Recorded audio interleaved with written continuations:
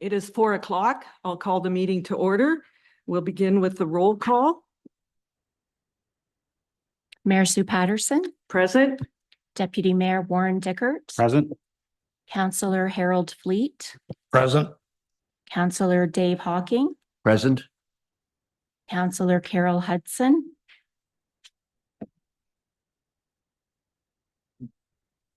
Present. Councillor Brandon Cable, Present. Councillor Susan Zackel. Present.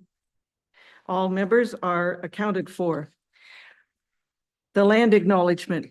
As we work toward reconciliation with Indigenous people, we begin our meeting today by respectfully acknowledging that we are situated on the traditional territory of the Anishinaabe Nation, the people of Three Fires, known as Ojibwe, Odawa, and Potawatomi nations, and further give thanks to the Chippewas of Nawash, Chippewas of Saugeen, now known as the Saugeen Ojibwe Nation, as the traditional keepers of this land. Before we proceed with our agenda, I just want to advise everyone that if you had planned to address council this afternoon, please know that we have a specific process that must be followed. To ensure accountability and transparency, the town requires sufficient notice so that the public is informed about meeting discussions. Anyone wishing to present information or make a request to council as a delegation must submit notice to the clerk's office by 12 noon on the Wednesday before the meeting. While we welcome engagement and participation, we must also adhere to municipal requirements. So moving on, item 4 on our agenda is additions and or deletions. And this afternoon, I am going to suggest, it's a little different. I'm going to suggest, you'll see there's a draft motion on your desk with regards to the tariffs that have now been imposed on our country. And I'm going to suggest that this motion be discussed. But to do that first, we need to dispense with our notice of motion. So in that process, we need a 2/3 majority to skip the notice of motion. If we pass the 2/3 majority, then we can put this draft motion on the floor, discuss it, and vote on it. Would anyone be willing to dispense with the notice of motion? Moved by Deputy Mayor Dickert and seconded by Councillor Hawking. All in favor? That is carried. So that's our 2/3 majority. So I'm going to read this draft motion and then I'll ask if anyone would like to move it or second it. I'm not going to read the entire motion, but I will highlight it.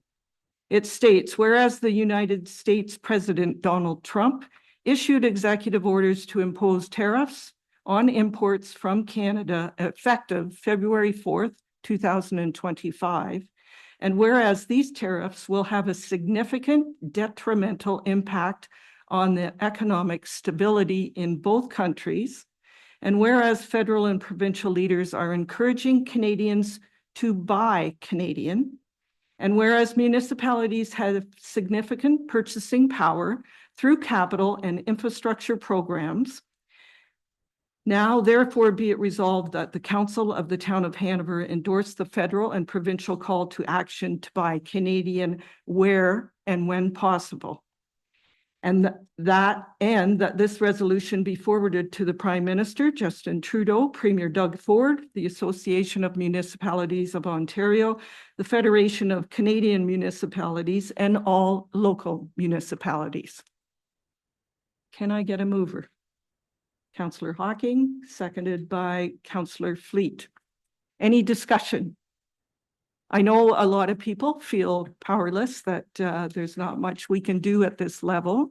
It's in the hands of the provinces and the federal government, but we can do our part by buying Canadian. And I see your hand is up, Councillor Cable. The floor is yours.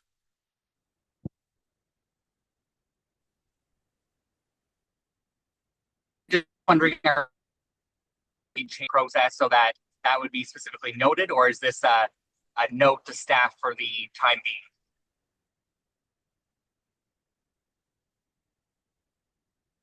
Councillor Cable, you were cutting out there. Can you repeat that?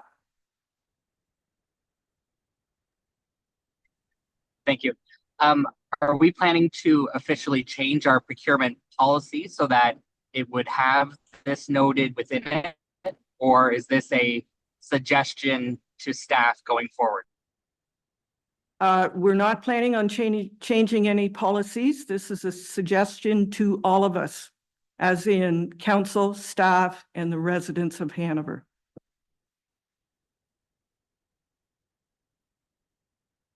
Go ahead, Vicky. Councillor Cable, at the present time, there is provincial and federal legislation that prevents us from being preferential to Canadian products. So part of this petition or this motion is to petition the federal and provincial governments to look at changing that legislation as well. I know, Councillor Cable, it's difficult when you don't have the draft motion in front of you, but this was a last minute addition to the agenda. Councillor Hocking. Thank you, Your Worship. This is just a question. If this motion is passed by our council, will it be circulated throughout the province to other municipalities? Yes. Thank you. Deputy Mayor Dickert. Thank you, Your Worship. And I just want to thank you and staff for putting this together. I think it is important at this time that we do whatever we can, whether it's big or small. I think it's all actions that we need to take. And I appreciate you spearheading this today and getting it in front of us. So thank you. Thank you. I'm leaving my mic on. Any other comments, suggestions, changes? Okay, I'll call the vote. All in favor? That is carried. Thank you. So we'll move on. And I'm first going to ask if there's a disclosure of pecuniary interest. And if one should arise, you may declare it then. And I forgot my official welcome, as in good afternoon, council, staff, guests, the viewing public, and the media. And then I normally say the disclosure of pecuniary interest. So we're now past that, and we're going to move on to the health and safety message. So first of all, I want to say our health and safety message demonstrates the town's commitment to safety, to staff, and to our residents. It is intended to raise awareness of potential risks, promote safe practices, and help prevent injuries, illnesses, and fatalities. Our health and safety message is brought to us by Councillor Hudson. Thank you, Your Worship. Health and safety message for this month is regarding safe home heating. So some ideal things to consider are to keep a clear space of at least 3 feet, 1 meter, around any heating equipment like a furnace, fireplace, wood stove, or portable space heater. Have your heating equipment, chimneys, and furnace/boiler vents cleaned and inspected every year by a qualified professional. Complete any repairs before using. Ensure all exhaust vents are free and clear of any ice or snow buildup. Never use an oven or barbecue to heat your home. Besides being a significant fire risk, carbon monoxide emissions build up quickly and are deadly. Never leave portable heaters running unattended. Turn them off when leaving the room or going to bed. Follow manufacturer's instructions for correct operations of any space heaters. Only use fuel specified by manufacturers for any fuel burning space heaters. And be sure all furnace controls and emergency fuel and electrical breaker shutoffs are in proper working condition. All unused flue openings should be sealed properly. Thank you. Item 6 is delegations, and we do not have any. Item 7, business arising from the minutes. We do not have any, so we'll move on to staff reports. Item 8.1 is report CAO 0525. The subject is the Saugeen Municipal Airport, and it's from our CAO, Sherry Walden, and I need a mover and seconder to put this on the floor.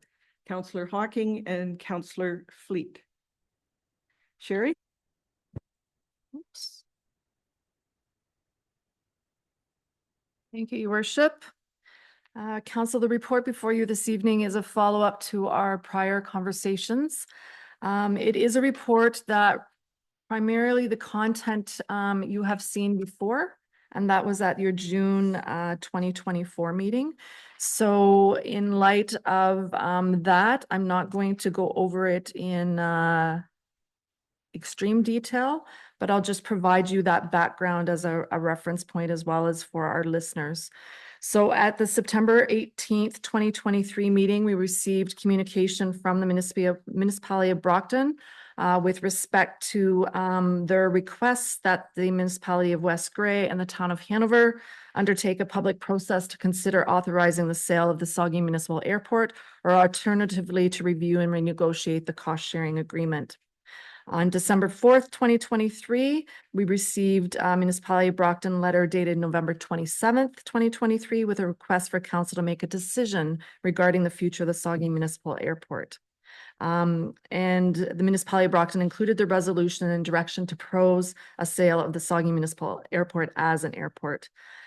As per our council direction, we provided written response following the December 11th, 2023 meeting, accepting Brockton's offer for a joint meeting. That meeting was held on April 17th, 2024, and that was a joint meeting of all members of the Saugeen Municipal Airport Partnership, obviously Brockton, West Grey, and Hanover. And the resulting meeting action was that member municipalities were to confirm their direction with respect to the future of the Saugeen Municipal Airport, and proceeding with the potential of the airport or update the partner agreement were noted as options. In fall 2024, legal input was received and as directed by council at your June meeting. And as well, on December 7th, you received a delegation from Steve Furness from Grey County and Luigi Presta from Think Compass with respect to their work with the Saugeen Municipal Airport Commission on the development potential at the Saugeen Municipal Airport property. On January 15th of 2025, we received a letter from the municipality of West Grey detailing their approval resolution as follows. And West Grey's resolution is that they direct staff to notify the municipality of Brockton and the town of Hanover of its decision to forgo the sale of the Saugeen Municipal Airport. So again, the body of the report that's provided for you provides the history of the Saugeen Municipal Airport, the history of the agreement, the property description, a description of the operations, the opportunities that exist for Saugeen Municipal Airport, as well as the financial information accordingly. Again, we are a partner with the other two municipalities in the operation of the airport. The discussion, and again, all of that information you have seen at your June 2024 meeting and report accordingly. So it's been updated with more current, for example, the number of visits, that type of thing, are some of those incidental updates that have occurred within the body of the report. For this evening, it's really council's direction that we are seeking with respect to your direction that you wish to communicate to the other two partners regarding the Saugeen Municipal Airport direction. Option one is to proceed with the sale of the Saugeen Municipal Airport as an airport. This would include if that's your direction, that would involve us confirming that that's our preference to both of the other partners. And then obviously there would be a process as legislated to move forward with that sale.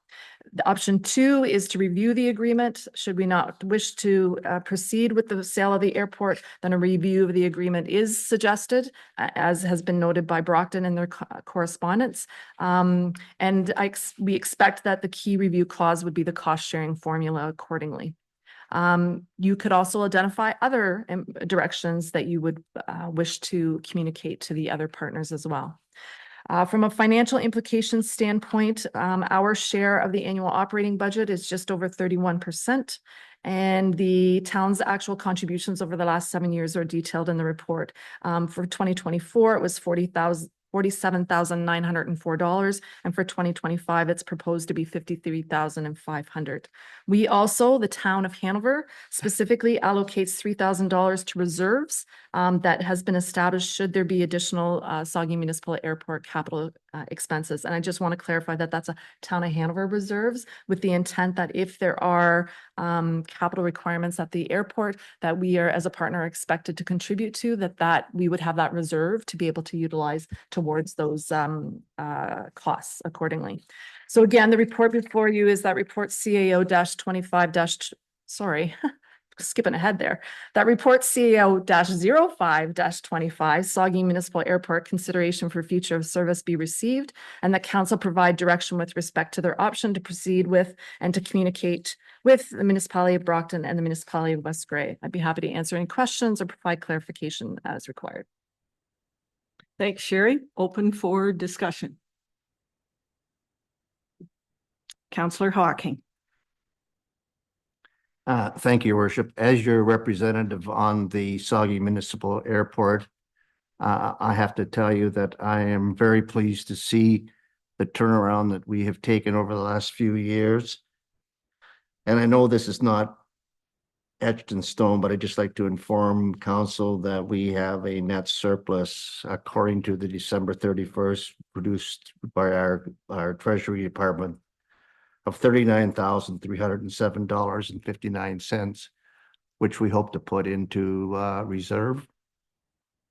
As you know from the report, we've been fortunate to have Grey County Tourism, I'm going to call him manager Steve Furness and Luigi Presta, work with us and move forward and developing it from a economic development point of view.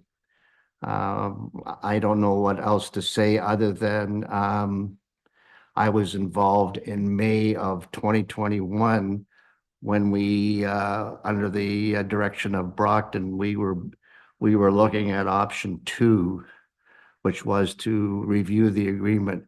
That's amazing. It's almost 4 years ago.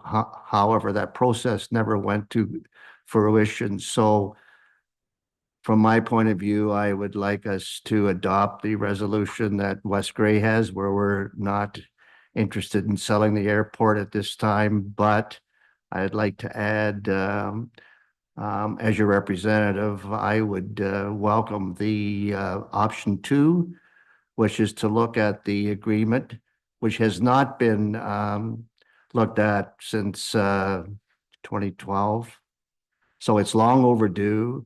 It's part of the general operating procedures that it be done every 5 years.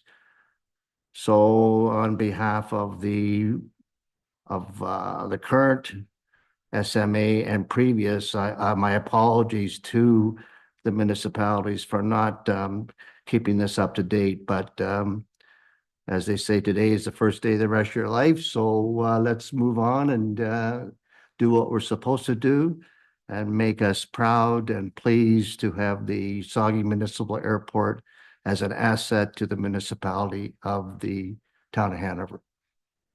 So I guess I'm option 2. Long statement to say that, but I eventually got to it. So you're going to move that. Okay. Is there a seconder for option 2? Councillor Fleet. Is there any discussion, further discussion? Councillor Fleet. Thank you, Your Worship. I'll support option 2.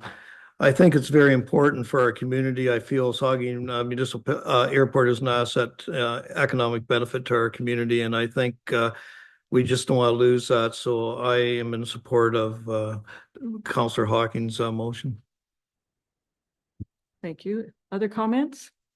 Councillor Hudson.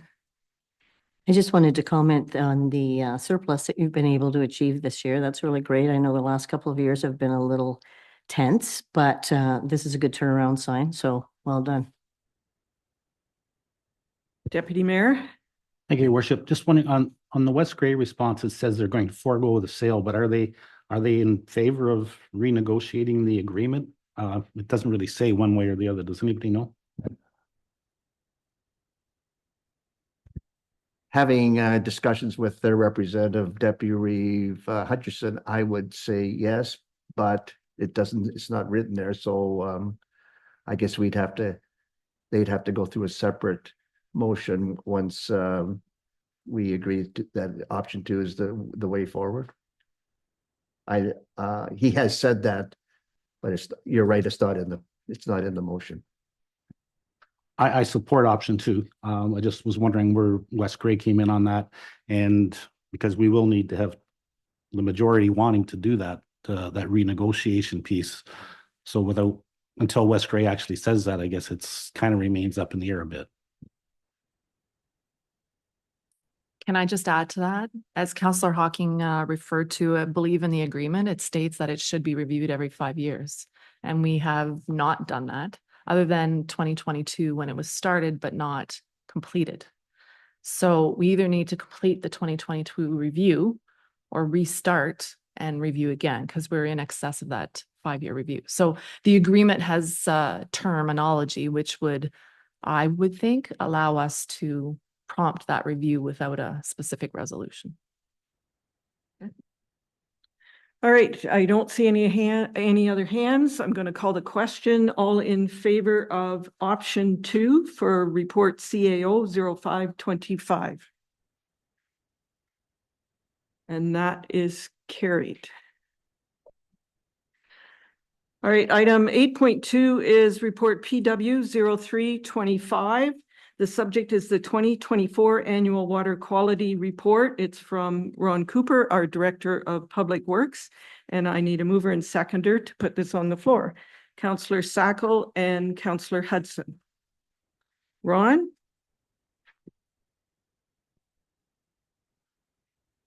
Thank you, Worship.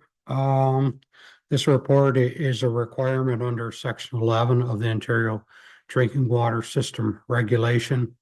17003 is amended in June 2006 and requires the content of the annual report for the period of January 1st to December 31st be prepared by February 28th of the following year and made available to the public. There is a template which is provided, which we need to fill out as part of the annual report. There is requirements in which we need to provide, and I will go through that information with you specifically to the report, which is being filled out for the year 2024. First of the items there, it talks about a description of the drinking water system and a list of the water treatment chemicals that are used. That's on page 15 of your council package. We're utilizing 3 water treatment chemicals through the process. First one being PAX XL52, which is a coagulant used to assist in infiltration. Secondly, we use chlorine gas, which is to inactivate these disease-causing organisms. And the third chemical that we use is hydrogen peroxide, which is used to aid in the control of taste and odor issues at the plant. Second item, which we are to report on, which is summary of reports made to the Ministry of Environment, Conservation and Parks. That's on pages 16 and 17 and carries on the top page of 18 of the report. That deals with what we've had to report on is exceedance of the Drinking Water Act in 2024. And I will say, based upon that, those exceedances are things that would actually be, if we have any exceedance, related to our certificate of approval for the operations of the water system. And so it would be things that we report on to the ministry, and they have to be reported on, because even if we have everything is meeting criteria and it's no impact upon a water quality issue or impact to the residents, within our CFA, it's got certain limits on it. We have to make sure we're adhering to them, reporting when we have further Ministry of the Environment inspections come, and they happen on an annual basis. When they come around, they look at all the our reporting and online monitoring And if there was any item in there that did not meet our CFA, we have to be able to advise that we followed up and reported it as part of our reporting process. So there were 5 instances where we had to report in 2024, and I'll just go through them briefly. In May 1st, the first one had to do with a Clearwater chlorine analyzer. It was in calibration mode. What I will say regard to that, there's 3 chlorine analyzers at the plant, and they're checked, calibrated against a portable unit, which we have on a daily basis. And we go through calibrating them. There was one instance where we went through, did the calibration, and we didn't actually put the chlorine analyzer back in operation mode. But what we do have is controls through the system. There was no water quality that was that did not meet the chlorine levels. And if there was an issue with that, the plant would have automatically shut down. The next item has to do with filter number 2, and there was 3 different instances where we actually exceeded the design flow, which is 44.15 liters. We have 2 filters that run together. They treat the flow coming in from Rural Lake, and typically we're running the 2 of them at the same time. During maintenance period, we only run on 1 filter, which cuts the previous 88.3 liters a second down to 44.15. When we're doing that, and we know it's being done as a maintenance item, we can adjust the flow coming in from the pumps that's coming from Rural Lake to make sure we're below that 44.15. There was an instance on that where there was a power failure when the pumps came back on, and there's 2 pumps running Rural Lake. It went to the off-duty pump automatically, and we actually didn't set that one back to the to be below the 44.15 liters per second. That being all said, is that when it went through the filters, even though it exceeded the design criteria in terms of meeting water quality, turbidity, which is one of the main things the filters are doing, it met all the parameters, and there was no issue with water quality. But to pull it right down to, did we have an exceedance that met the design criteria as stipulated in our ECA? The answer is yes. We provided to the ministry as a call-in, a follow-up, exactly what we have done, knowing that when it gets checked by the annual, when they do an inspection of all our records, we just wanted to make sure that we were upfront with them. We followed the criteria to a T, even though it was no impact upon water quality to the residents. The 5th one was a report of an adverse water quality test, and that was at the treatment plant. We got those test results back. It was one test. It was at the treatment plant. Other tests through the distribution were okay, but on that one, it was an adverse quality. So we issued the precautionary boil water out of precaution to the residents, resampled, got test results back. They were satisfactory, and with communication and confirmation from the public health, we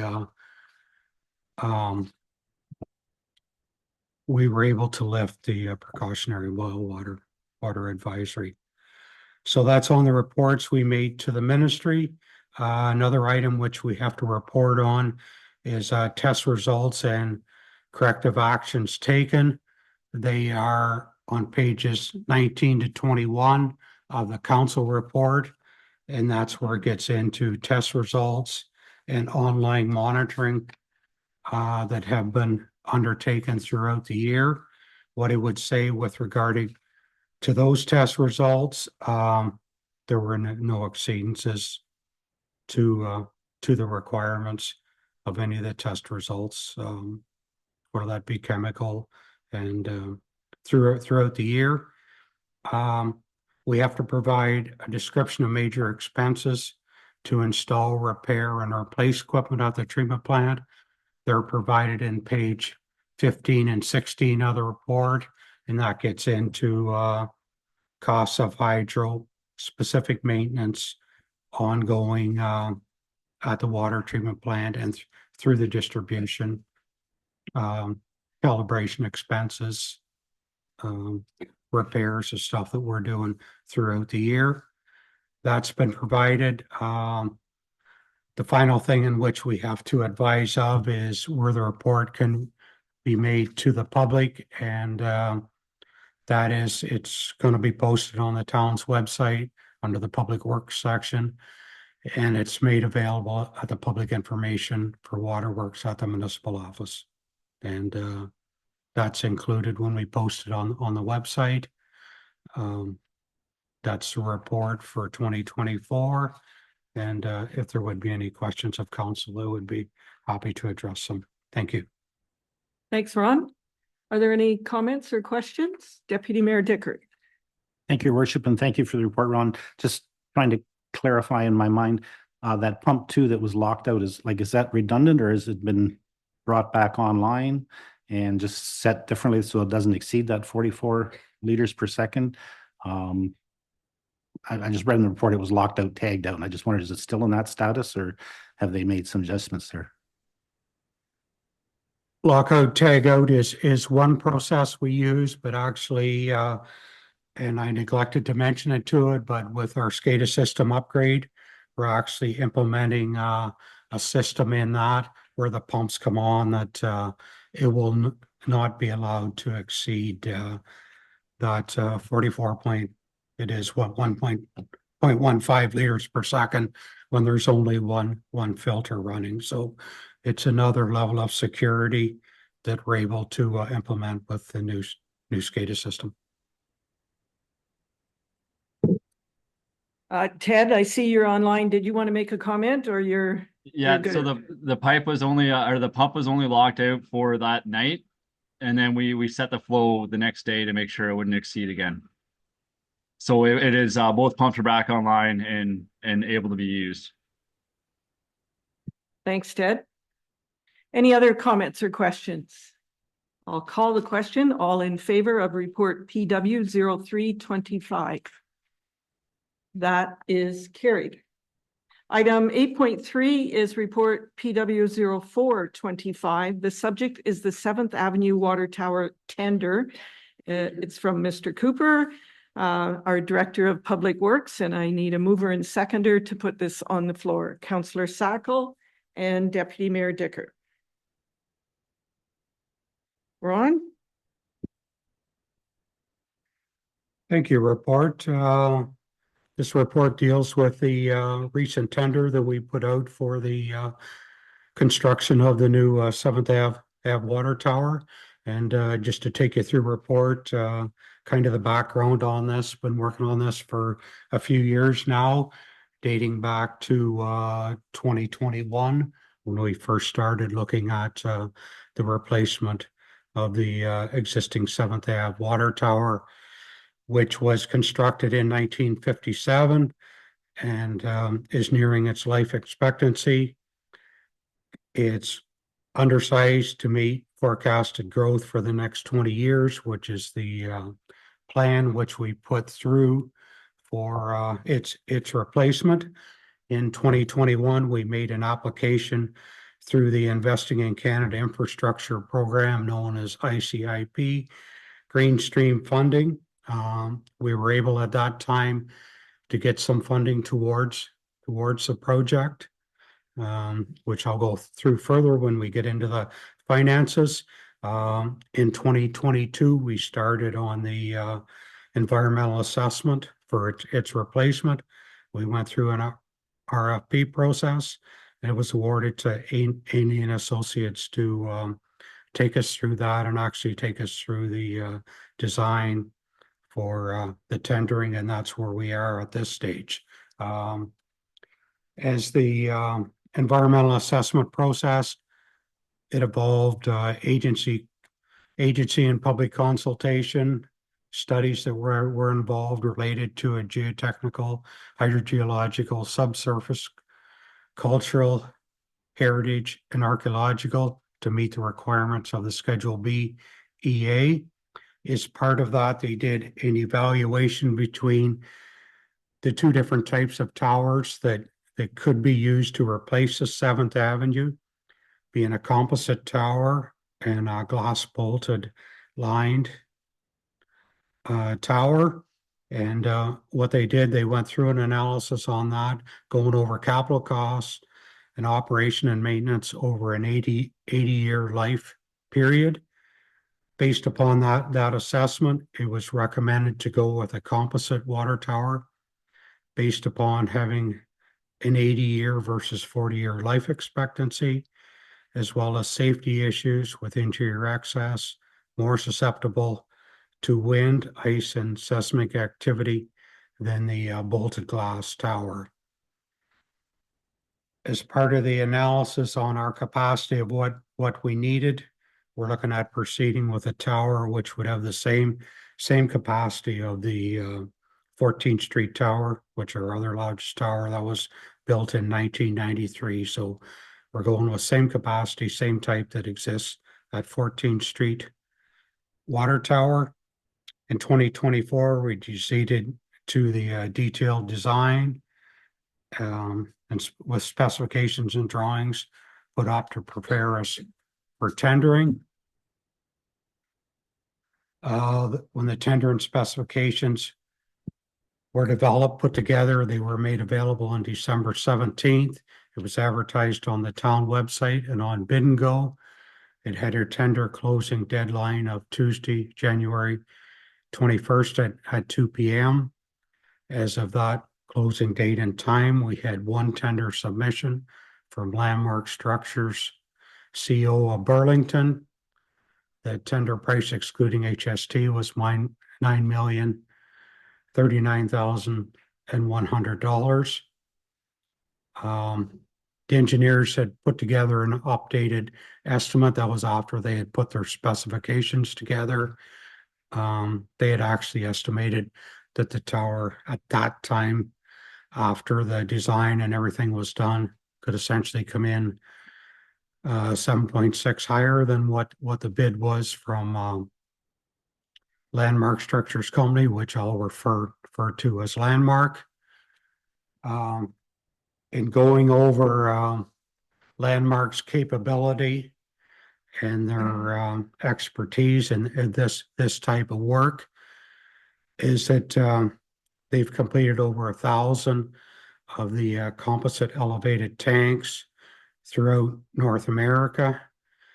And since 2011, they've completed 36 of these types of projects in Ontario. The tender has been reviewed by Alien Associates. They provided their recommendations, and that is that the tender be awarded to Landmark. The construction period we're looking at that is 18 months from issue to order to proceed with the work. What's actually not included with this tender, and there would be specifications drawn up, and that would be for the deconstruction and removal of the 7th Ave tower, which that wouldn't occur till the new tower is built, commissioned, and brought on. So we're looking at a 2027 for that to occur, for that decommissioning. Financial implications, as I indicated previously, we had got the ICI Greenstream funding, which provides $3,666,500 towards the project, which we have expended a portion of that money with the EA and design, getting us to date. I would go back to starting on page 2024 of the report, which now knowing the actual tender cost, and we get into the revised project financial projection. From the original inception of the project, looking back to when we had got the funding back in 2022, we had an estimate. We have come in overall, taking things into account, $922,084.50 over our initial budget, dating back to 22 when we initially started the project, which that's a 10.3% dating back to 2022. We have taken a look at with the grant funding, what we have expended to date, what's going to be required in terms of funds to see the project completed, up and commissioned. So there is some funding required, and that would be coming from water reserves and water reserve funds. That requirement moving forward is the $6,130,500, let's call it $70.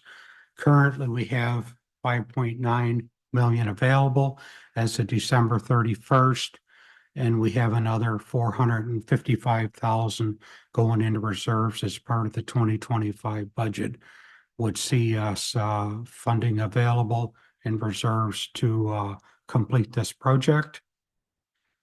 Our link to the strategic plan is providing safe and reliable infrastructure. And goal number 5, open and responsible government. And to get back to my recommendation is that report PW 0425 7th Ave water tower tender be received, and that the project be awarded to Landmark Structures CO for a total cost of $9,039,100 plus HST, and that the mayor and clerk be authorized to enter into a contract with Landmark Structures CO for the construction of the 7th Ave water tower, and the project financing be as detailed in this report. And if the council would have any questions, I would be pleased to address them. Thank you. Thanks, Ron. Discussion?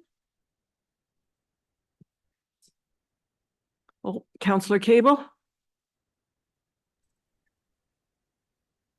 Thank you, Your Worship. It's my understanding that getting a single bid on this type of project is not really that uncommon, given the specialized nature of the project. I'm just wondering if staff can comment on our procurement processes. I've had a couple of residents that have reached out because Landmark is based out of Texas, it's my understanding, and they have an office in Burlington. Just wondering if we can comment on kind of our procurement and the specialized nature of this project, and whether there's any Canadian companies that do this kind of work.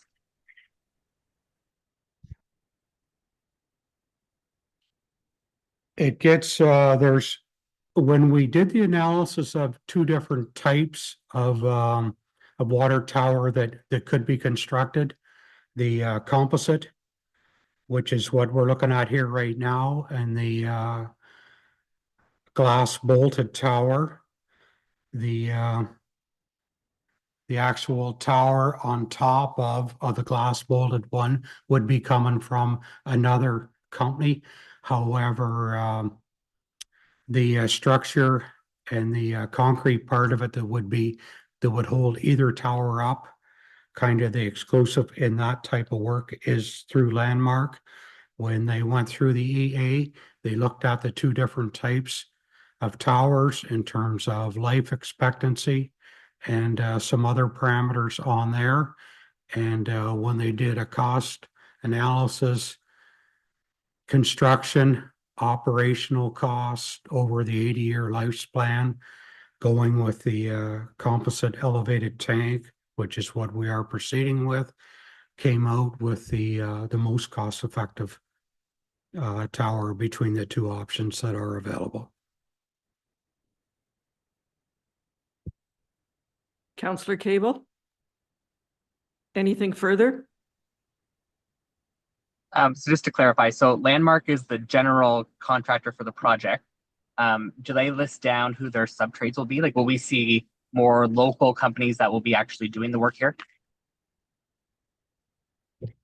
The subtrades have been identified, and I know you were talking about maybe some of the Canadian part of that. I would just say that all the subtrades that have been identified are they are Canadian subtrades from Ontario that they work with respect to building these types of this type of tower. So they got expertise in this type of work.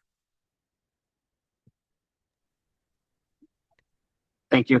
And also, Ron, just wondering, are there any features that we're including in this tower that perhaps weren't included, obviously in the 1957 tower or on the tower on 14th Street that are beneficial? Like wondering about things like backup generators or the ability to fill a water truck. Filling the water truck was something that we looked at through the design stage. That's actually not included in this one and not included in the 14th Street tower. But that filling capability is something which is done at our wastewater treatment plant. We're set up for there, feeling that having that site available, that's where our staff work out more secure. We have the staff there. If that is occurring, we have staff there to oversee that process. I think there was another one that related to generator, and actually there is generator backup at the 14th Street tower. There is generator backup at the 14th Street at this proposed 7th Ave tower as well.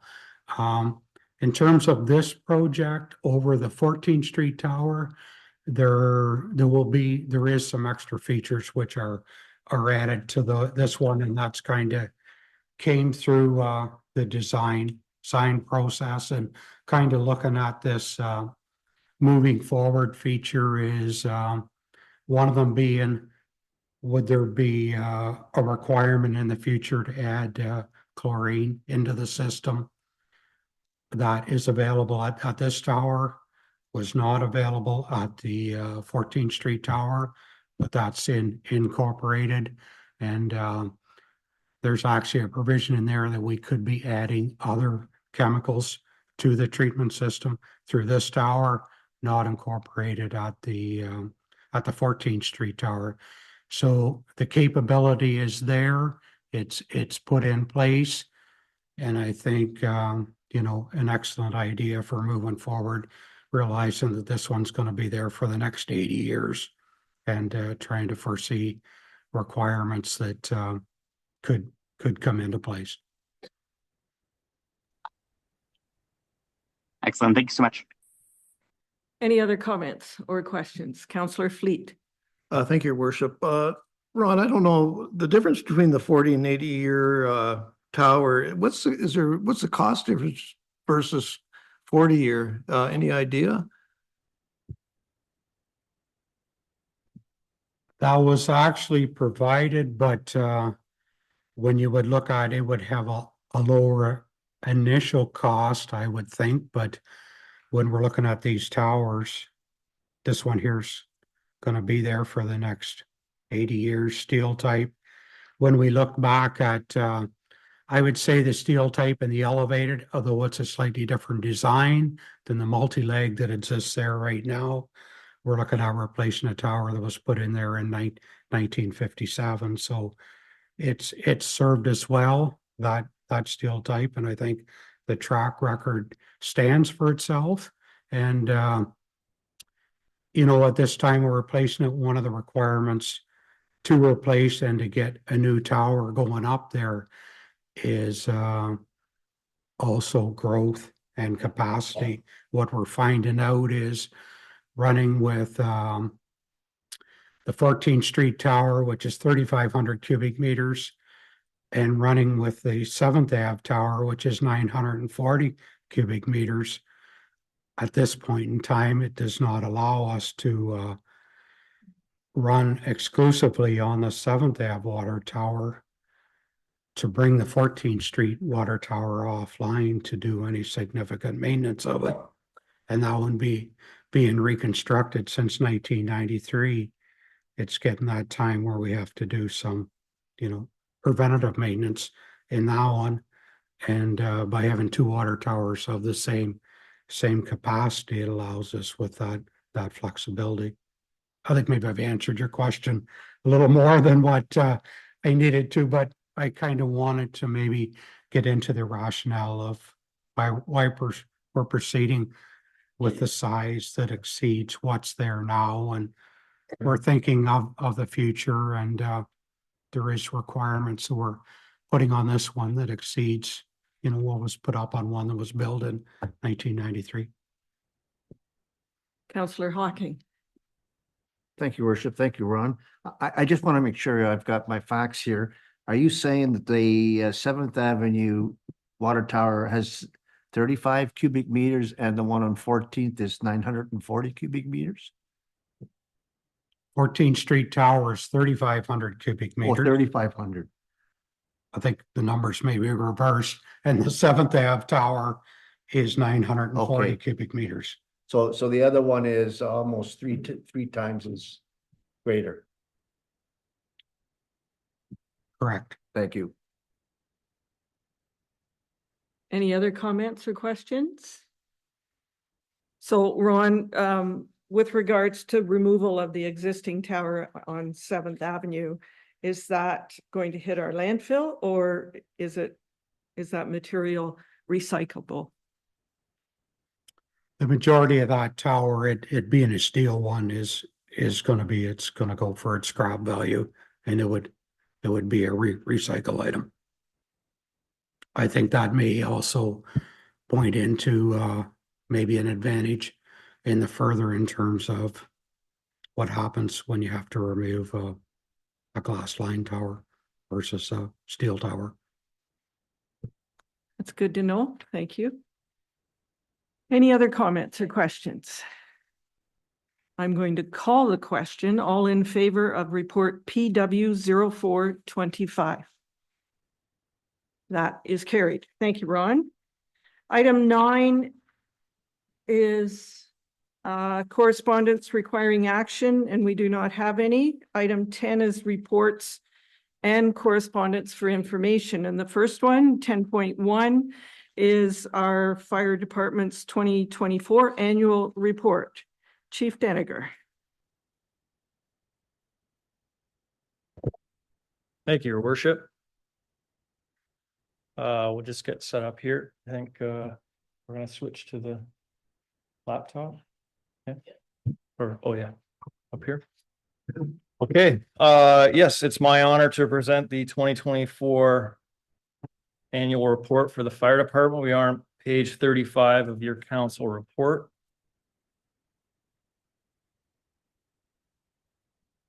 Yeah. Did I do it right? Yeah. Oh, there it did something.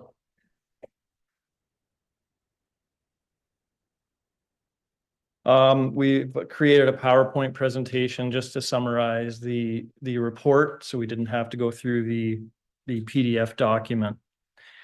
The report does start with our mission, vision, and values. These were created by firefighters. The mission is focused on the community and commitment. Vision is focused on being innovative and progressive, and values include trust, loyalty, and respect. The chief's message focused on a number of key areas this year.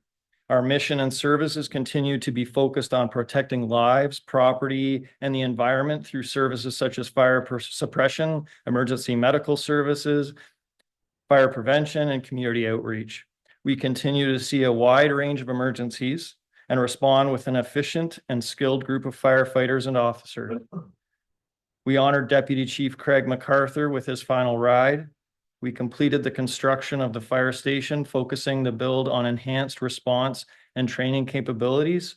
but also focused on sustainability and innovation. We expanded our fire prevention, safety education, and emergency preparedness programs. We acknowledge the critical role that Hanover Council's partnership in ensuring departmental success and readiness.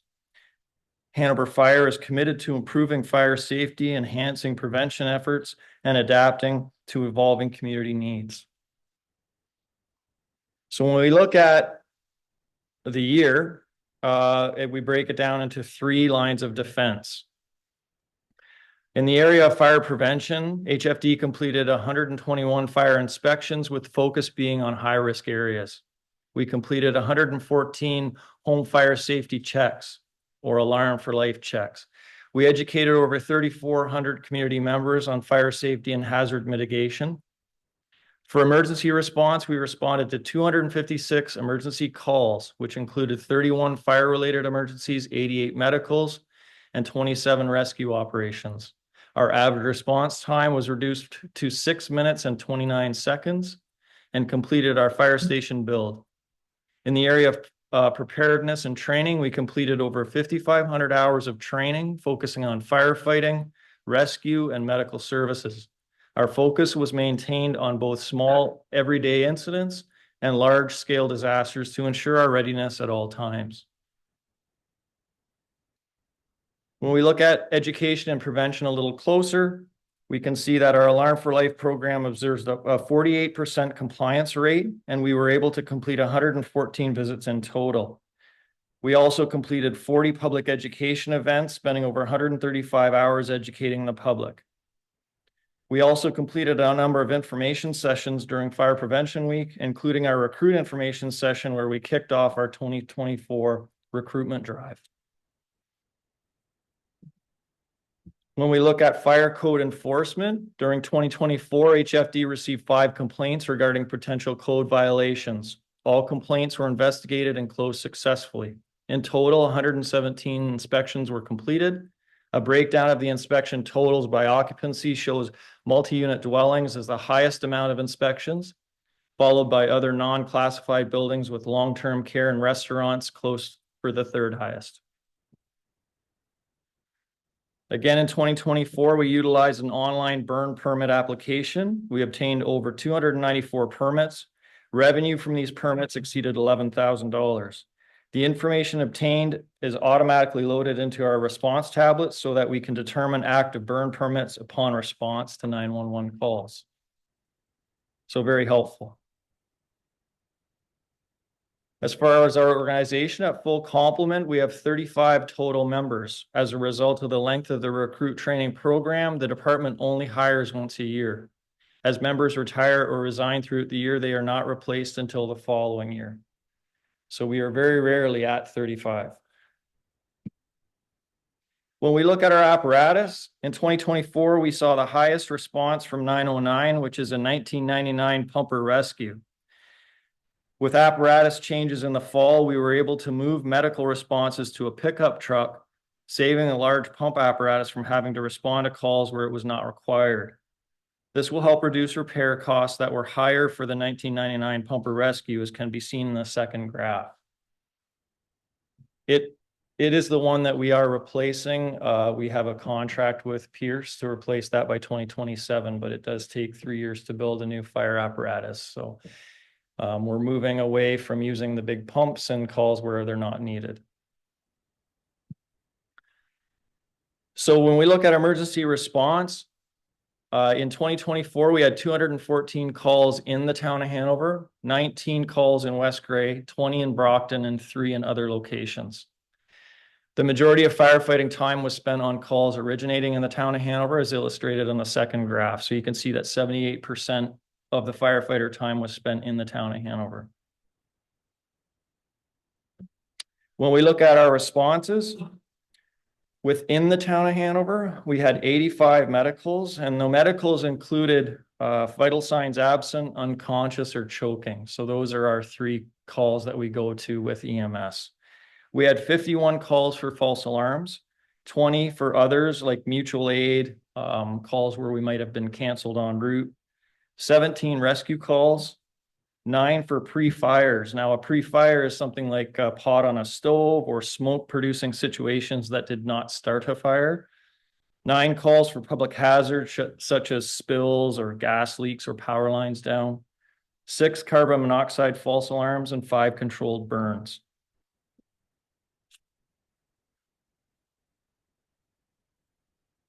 When we look at the emergencies by occupation type, you can see that most of our calls originate with residents.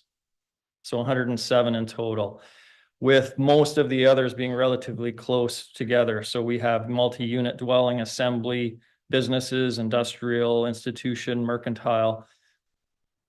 All of them are very similar, but the highest number of calls originate from dwellings.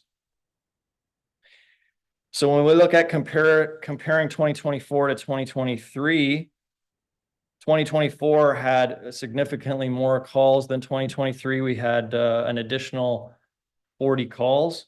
Number 1 was medical with 88. False fire calls were number 2 with 52, and other was number 3 with 32. That's looking at all of our responses, not just the town of Hanover. When we look at our 5-year call history, over the past 5 years, call volumes have increased in most areas, with the highest growth in fires and pre-fire conditions, false alarms, and medicals. To compare HFD with other municipalities of similar size, the chart below indicates numbers of emergency calls from 2023 data. We have to use 2023 data because this is produced by the Fire Marshal's office and they don't have 24 data available yet. HFD's overall response numbers are the 3rd highest. In addition, HFD has the 2nd lowest fire and explosion totals. While medicals represent the highest type of call for HFD, the percentage of medical call responses for comparison is very similar or lower when considering the ratio of this type of response to all types. Looking at our average response time in 2024, the average response rate for HFD to emergency scenes within the town of Hanover continues to be very low for all corners of the municipality. The response equates to just over 6 minutes and 29 seconds from 911 call. 2024 results indicate a reduction of 10 seconds from 2023. This is a 3-year reduction in response times. Based on NFPA and fire underwriter standards, Hanover is classed as an urban population base. As a result, the standard indicates HFD is required to have 15 people on scene within 9 minutes, 90% of the time to fire emergencies. For the 6 fire emergencies in 2024, the standard was met 50% of the time. Time of call, availability of volunteer staff, road conditions, and many other impacts will have a bearing on the ability for the department to provide 15 staff in the short time frame allotted. When we look at training and certification, this is a large portion of what we have to spend time on. When we look at our internal training programs where we train in-house and the province has approved us to challenge test, we've done Fire 1, Fire 2, hazardous material awareness, hazardous material operations, and we've done ice and surface water rescue as well this year. We conducted skill assessments and certifications locally, saving thousands of dollars in travel and training costs and ensuring the training is tailored to Hanover's needs. We spent over 10,000 hours for trainings and meetings and administration, which included over 188 training and meeting sessions. Our training is spread over 3 to 4 nights a week, enabling smaller specialized groups. Focused training for recruits, firefighters, and pump operators and officers ensures that we can get a smaller number of people with hands-on skills. Collaboration with Regional Training Center and third-party trainers ensured that we were able to achieve certifications for programs other than what were approved to challenge. Certifications earned through personal time, evenings, vacation, weekends, reflecting extraordinary dedication. Over 50 NFPA certifications were achieved in 2024 by our members. When we look at our accomplishments throughout the year, these included years of service awards given to 4 individuals who ranged from 35 to 5 years. Deputy Chief MacArthur's award was given to his family after his passing of 35 years. 20 years for Acting Deputy Chief Rob Hagan, and 20 years for Operator Andy Smart, and an additional 5 years for Lieutenant Doug Graham. We started responding from our new fire station on December 8th of 2024. To assist in reducing the build cost, we obtained almost 1.6 million in grants and over $40,000 in donations. We reduced our response time to 6 minutes and 29 seconds and responded to our highest number of calls in history, beating 2023 by over 40 calls, as I mentioned. We conducted live fire training with our recruits and continued with technical rescue training for all firefighters. In December, we hired 4 new recruits who started in January of 2025. We hosted Camp Molly Hanover and had a significant improvement in our community engagement numbers. We also held our second annual awards and promotion night with our firefighters and their families, updated our community risk assessment, and improved compliance with smoke alarm regulations. In September, we said goodbye to our deputy chief, who passed away from occupational cancer. Craig MacArthur dedicated 35 years to HFD. He's remembered as a mentor and a friend. We provided him with his final ride in the 1937 pumper that he looked after for many years. Craig's legacy of courage and compassion will continue to inspire those who knew him. Camp Molly Hanover was held in October and was a huge success. The program focused on empowering women and non-binary youth 15 to 18 years of age to explore firefighting as a career. The program saw youth from all across Southern Ontario, some driving 3 to 4 hours to get here. Education focused on fire suppression, search and rescue, emergency medical procedures, automobile extrication, forced entry, and so much more. Experienced female firefighters shared personal insights and inspired the participants. The program was aimed at promoting diversity in the fire service and encouraged participants to consider this rewarding career. The camp really put Hanover on the map. So when we look ahead at 2025, we will have another year, we'll have another full year ahead of us. We're looking forward to our first full year in the new station and utilizing all the station has to offer. We look forward to a grand opening in the spring where we can display the advances and advantages of the new fire station. We will continue to pursue advanced training and certification for our firefighters. We look forward to utilizing our new indoor training facility in the station where we can focus on advanced rescue drills and simulations to prepare our firefighters. We recognize that none of what we have achieved would be possible without our dedicated on-call firefighters. They leave work and family events at a moment's notice to help residents they don't know. They spend over 15 hours a week training, responding, and preparing. They're an amazing group of individuals I am honored to know. We will continue to prepare for Hanover's needs and growth and ensure that the residents and visitors to our municipality are efficiently and effectively protected. If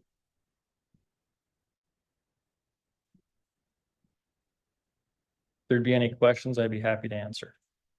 So Chief, thank you to you and all the members of the department for everything you do to protect our residents very much. Councillor Fleet.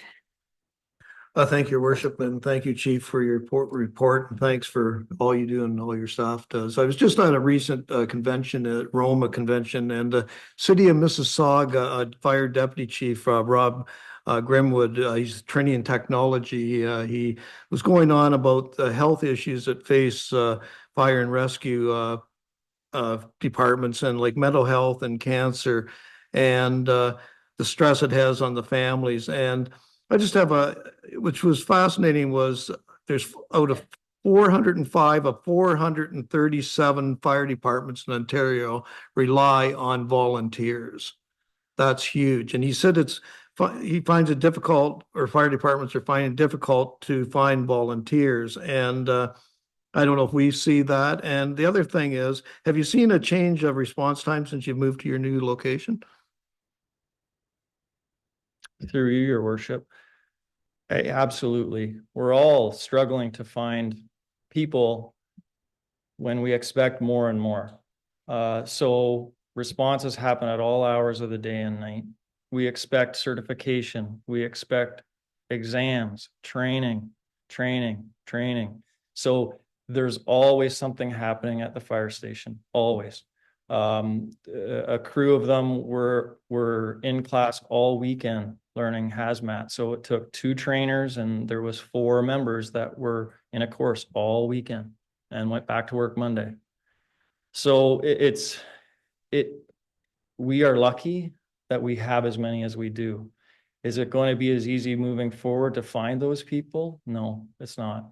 So we're coming up with different ways of making sure that whatever we do is interesting for people to want to join and provide good training, because that will bring them in. Your second question was response time.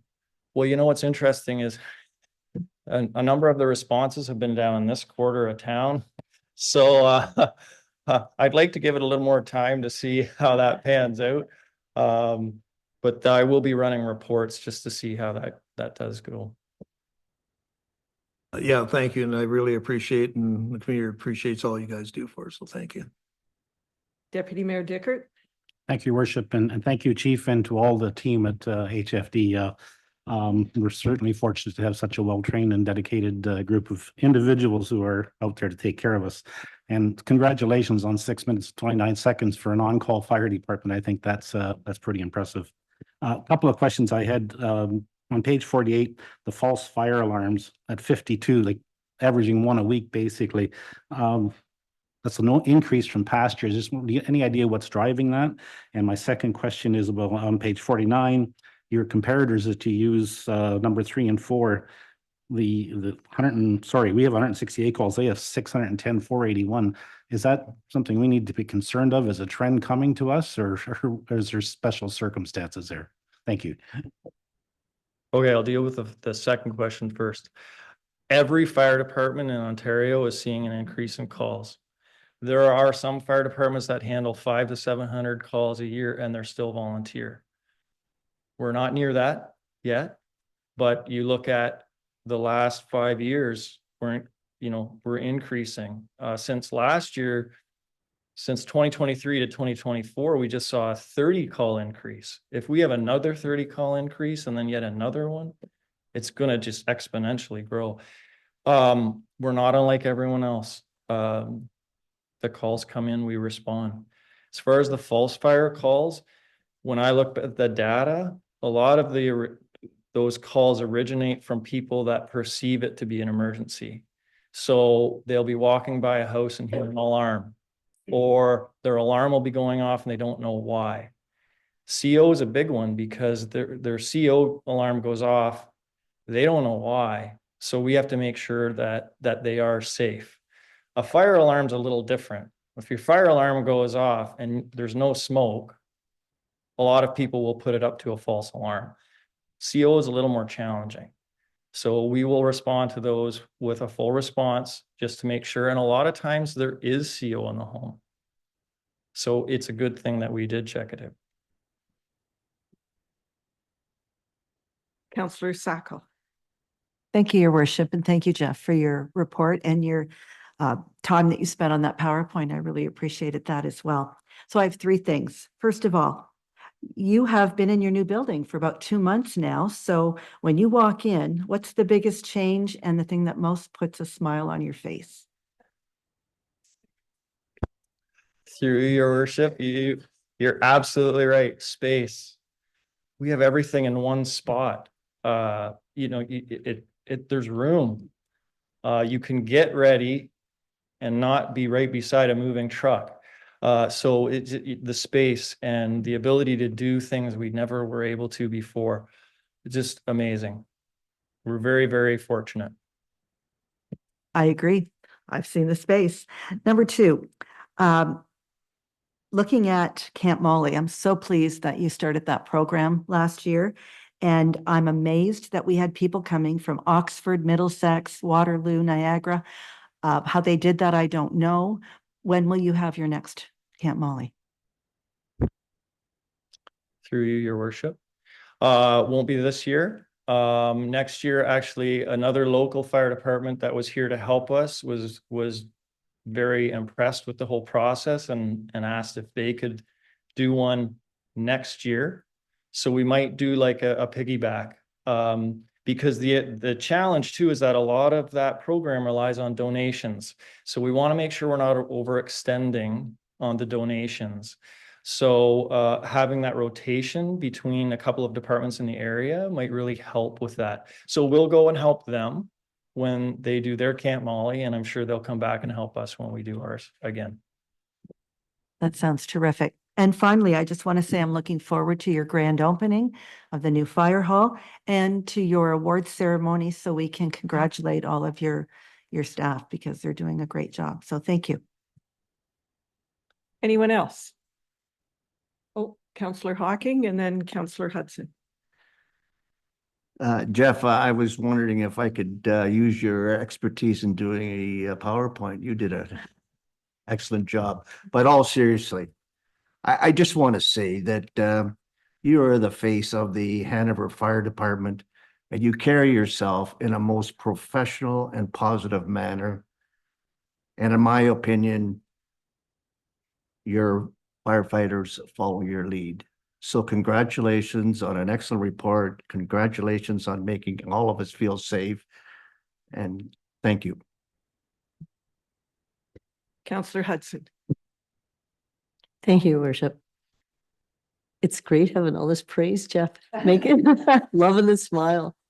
I'm just wondering if you can, I think I've asked this before, but I'm wondering if you can address the medical calls. There's a huge number. It's increasing a lot. Is it because you're able to get there before paramedics, or is it just that everybody's called out at the same time? Maybe if you could just clarify that for myself and for the viewing public as well. Through you, Your Worship. So how the system works is that we are dispatched right after paramedics for the agreement, which is for vital signs absent, choking, and unconscious, because those are the three that could lead to, well, they either are potentially no vitals or they're going to be there soon. Whoever gets there first starts working. So if it's us, we get right to work. With the new standard, when you do have a vital signs absent, the province requires 20 minutes of CPR. So that is very challenging for paramedic units to do on their own because they have to do CPR, airway, run the AED machine, get the stretcher ready, get everything prepared so that when they transfer that individual, they can keep CPR moving. So we can help with that process. Many, many, many times, our firefighters will go in the paramedic unit continuing CPR on the way to the hospital so that the paramedics can focus on what they need to do, whether it be the machinery or calling the base hospital. So we can continue with airway and compressions, which increases the chance of survival.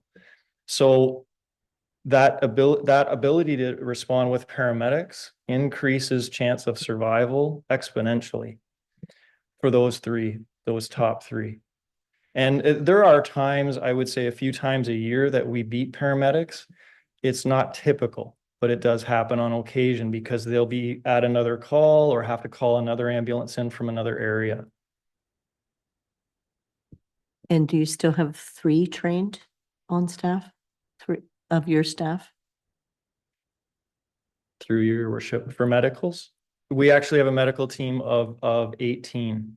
So there's 3 on call every weekend who respond. They're the only 3 that respond to medicals. But during the week, because no one's sure of where they're going to be for work, the first 3 go. Thank you. Okay, I don't see any other hands. Thank you very much. Item 10.2 is report FI 0225. The subject is the community risk assessment update, and it's from our fire chief, Chief Denninger. Chief? Just going to sit for this one, if that's okay. Through you, Your Worship. So the background on this report is FI 0225. On July 1st of 2019, the Ontario regulation of 378-18 came into effect. This regulation made under the Fire Prevention and Protection Act requires all municipalities to complete a community risk assessment and use it to inform decisions about the provision of fire services. This regulation states that an annual assessment of the document must be completed to ensure it accurately reflects the fire and emergency risks. Community risk assessments allow fire departments to make informed decisions about the types and levels of fire protection services they will provide based on identified risks. The risk assessment is based on 9 mandatory sections that are outlined in the report. The attached community risk assessment is specific to the town of Hanover. A comprehensive review of the document has been completed. Any changes to the document have been completed in blue font and deletions are noted in red strike through. The key changes are noted in this report. Based on the information contained in the report, the present level of service provided by the Hanover Fire Department is appropriate based on risks that have been identified. Staff will utilize this report to continue to plan for appropriate future activities. There are no financial implications as a result of this report. The link to the strategic plan is safe and reliable infrastructure. The recommendation is that report FY 0225 Community Risk Assessment Update be received for information. Open for questions. Councillor Cable. Thank you, Your Worship, and congratulations again, Chief, on an outstanding year. I do have a few questions related to the report. The first one is on page 7. It's page 91 in our package. It references river signage as a preferred treatment option for bodies of water. Wondering where we're at with that partnership. I know that it's been discussed for several years, the idea of having signage on the Saugeen River. Through you, Your Worship, it is something we are attempting. April and I have been working on it. We're trying to get a partnership together so that we don't bear all the costs because the river does go through more than our municipality. The interesting thing is that we also provide response to those other municipalities. So we're trying to work with the others so that we can get more of the river signed, but especially in our municipality so that we can quickly go to the area of need. So we are working on it. It's taking longer than we expected. Do we think that it would be a 2025 item that we'll see to completion, or do we think that it would be a future year? Through you, Your Worship, I'd like to say yes. We will try, but likely longer than 2025. Thank you. On page 10 of your report, it's page 94 in our package. It discusses awareness training for confined space, structural collapse, and trench rescue. So just wondering if you can clarify what awareness training is, and if our Hanover Fire Department members are awareness only, who actually responds if there was a confined space emergency? Through Your Worship. So technical rescue is broken up into 3 areas: awareness, operations, and technician, each allowing you to do certain aspects. Awareness typically is simply that you identify it as a confined space rescue. You make the situation safe and you know to call in other expertise. And we do have agreements for different organizations. Some of them aren't fire departments that can then respond to that at the technician level. It's a lot of work and time and financial requirements to be at a technician. And we are at technician for quite a few, more than many departments. But some, you have to look at the risk and say, is this risk in our municipality?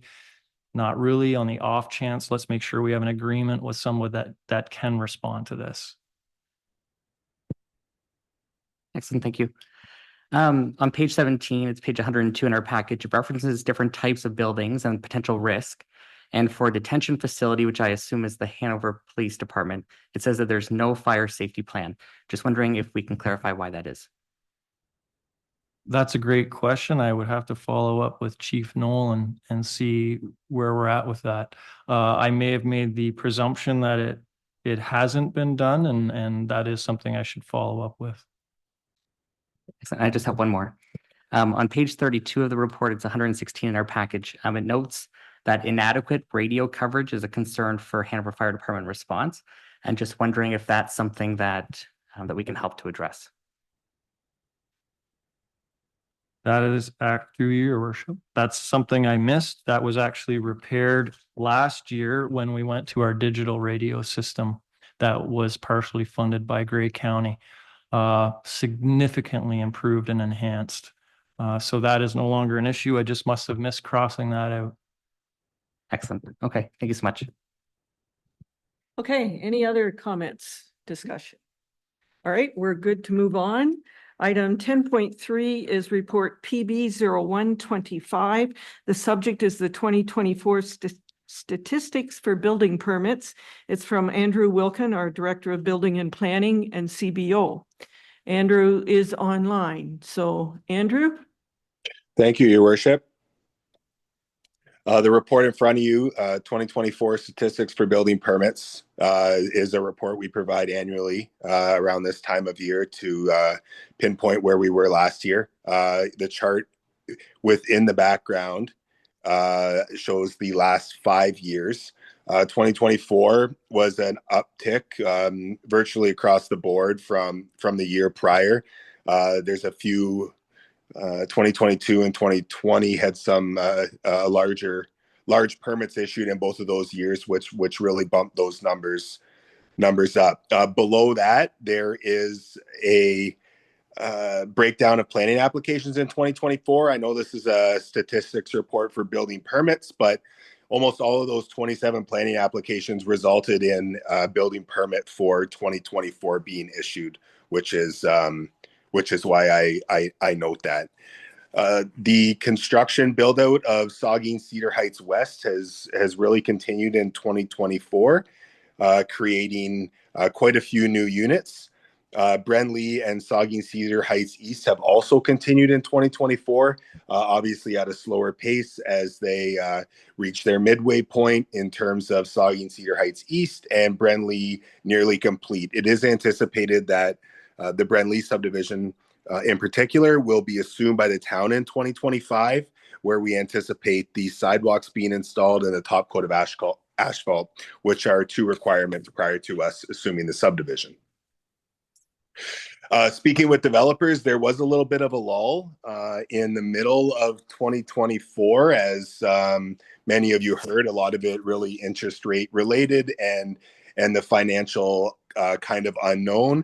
That seemed to disappear towards the latter part of this year with permits again picking up, and that's a typical note throughout many municipalities, certainly not just locally to us.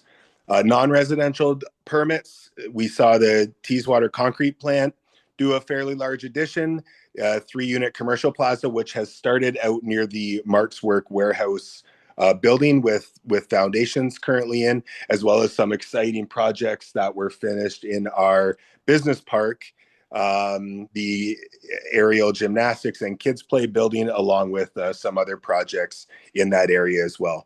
Volkswagen dealership also received a permit in 2024, and that construction is ongoing in that area as well.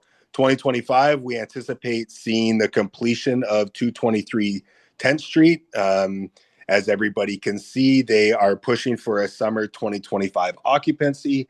I have a difficult time believing it will be finished in the summer of 2025.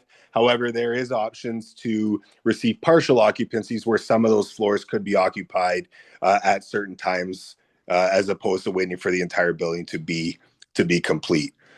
Recent conversations with 651 23rd Ave owners on the phase 1 of their building, whom we refer to as the Geofocus Company. Sounds like they are moving that project ahead for phase 1, which is exciting. I know I've mentioned this a few years to council, and it would be nice to stop talking about the what ifs on this and see it actually begin. As well, the Lucia subdivision that has received a few extensions for their draft plan of subdivision. We've received their final marked up engineering drawings just in the last 2 weeks. Hopefully, as we work through that resolves the last of the outstanding matters, which would finalize that subdivision agreement, which would nicely align with the next plans for our North Industrial Lands planning and engineering that we're working on in 2025. some exciting projects ahead, the former Irv One properties. As we work towards that, expect some more news on that through Planning Advisory Committee and some formal applications, as well as 620 24th Ave. That is a property across the road from the Davis Garage on 24th Ave. That property went through a consent last year to sever that property into two. We understand the owner of the severed a portion of land is coming in to work towards a site plan control agreement. There are no financial implications to this report. The link to the strategic plan is balanced growth. And the recommendation is that the statistics for building permits report for 2024 be received for information, and I'll answer any of your questions. Thank you, Andrew. Council, any comments or questions? I'm not seeing any, Andrew. So we'll move on. Item 10.4 is report PB 0225. It is the Municipal Law Enforcement Quarterly Report. It is from Ken Campbell, our Municipal Law Enforcement Officer, and Andrew is going to highlight that report. Andrew? Thank you, Your Worship. Yes, this is the, I guess, final quarter of 2024's report for complaints and issues for bylaw. As you can see, this kind of wraps the year up with an increase in calls, obviously. The first two, parking and clean yards, internally, staff have been discussing being maybe a little bit of a more proactive approach on a few of those, on those two items specifically in 2025, just based on the amount of calls and concerns that come through the office. So the hope is with that it will reduce those formal complaints a little bit up there. Another item that's up quite a bit is parks, and typically within parks is a lot of it is encampment related calls, which we had some, as many are aware, this year as well. That could be animals running at large in a public park if there's a call to that regard. There are no financial implications of this report. The link to the strategic plan is open and responsible government, and the recommendation is that the Municipal Law Enforcement Quarterly Report be received for information. I'll answer any questions on that one as well. Thank you, Andrew. Are there any questions for Andrew? And no hands raised, Andrew. We're good. Thank you. Thank you very much.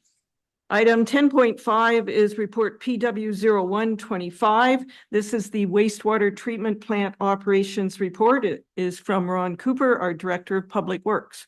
Ron. Thank you, Worship. On this report, I have Ted Knopp. He's on the line as well, but we'll kind of tag team this one through for you, and I'll get started on this one mainly because I've been involved in a few items that Ted and I have been working on together to pull things forward at the wastewater treatment plant. Just some highlights there to note. And Ted's provided in details maintenance and repairs that are on an ongoing basis at the wastewater treatment plant. I'd say nothing totally out of the ordinary on that one. One to note, this gets happened to report to the Spills Action Center and Ministry of Environment, Conservation and Parks. It was due to primary clarifier number 1. That was on the east plant. It was out of service. Since that was in our ECA, and that's part of our treatment flow process for the wastewater, because that was out of service, we had to report it to the ministry, did that protocol.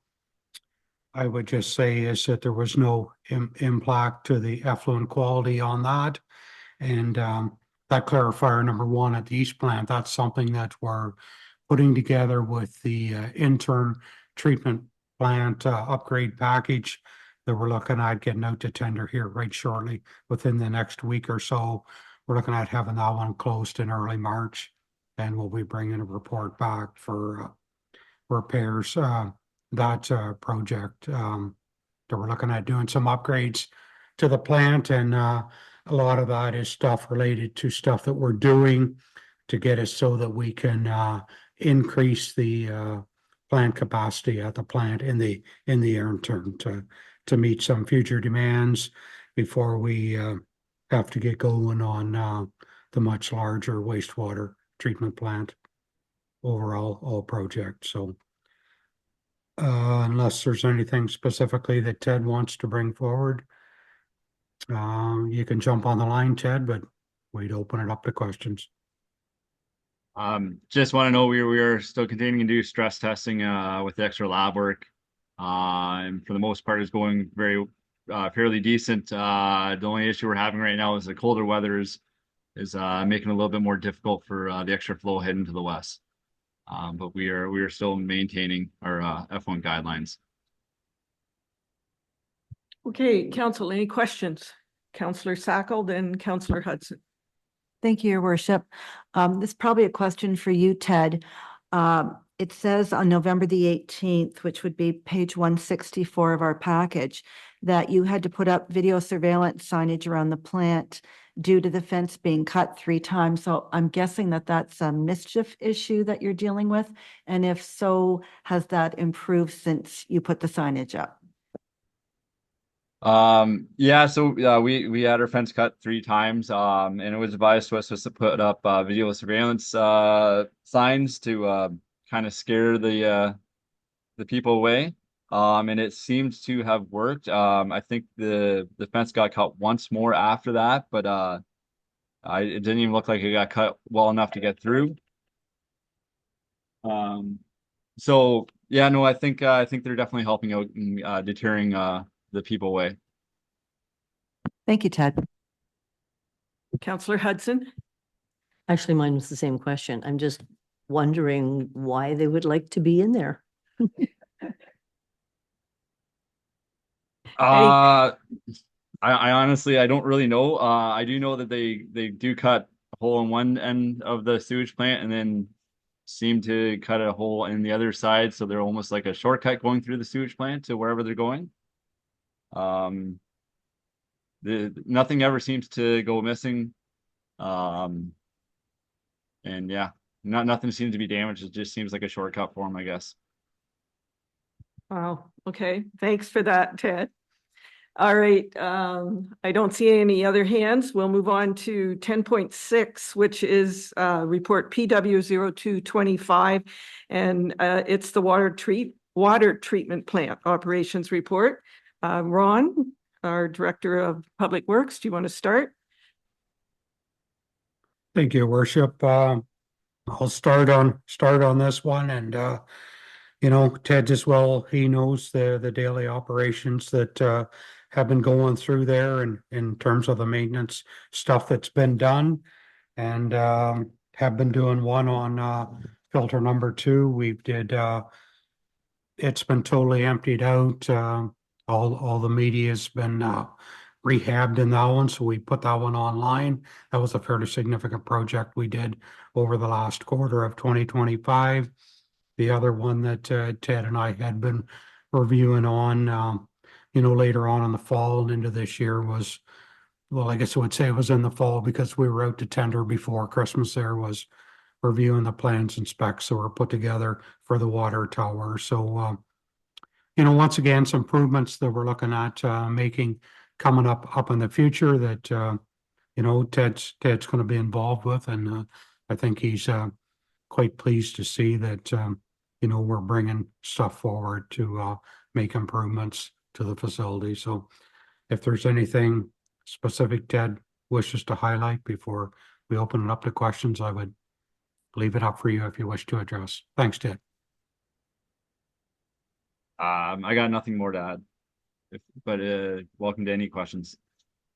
Okay, Council, any questions? Councillor Cable.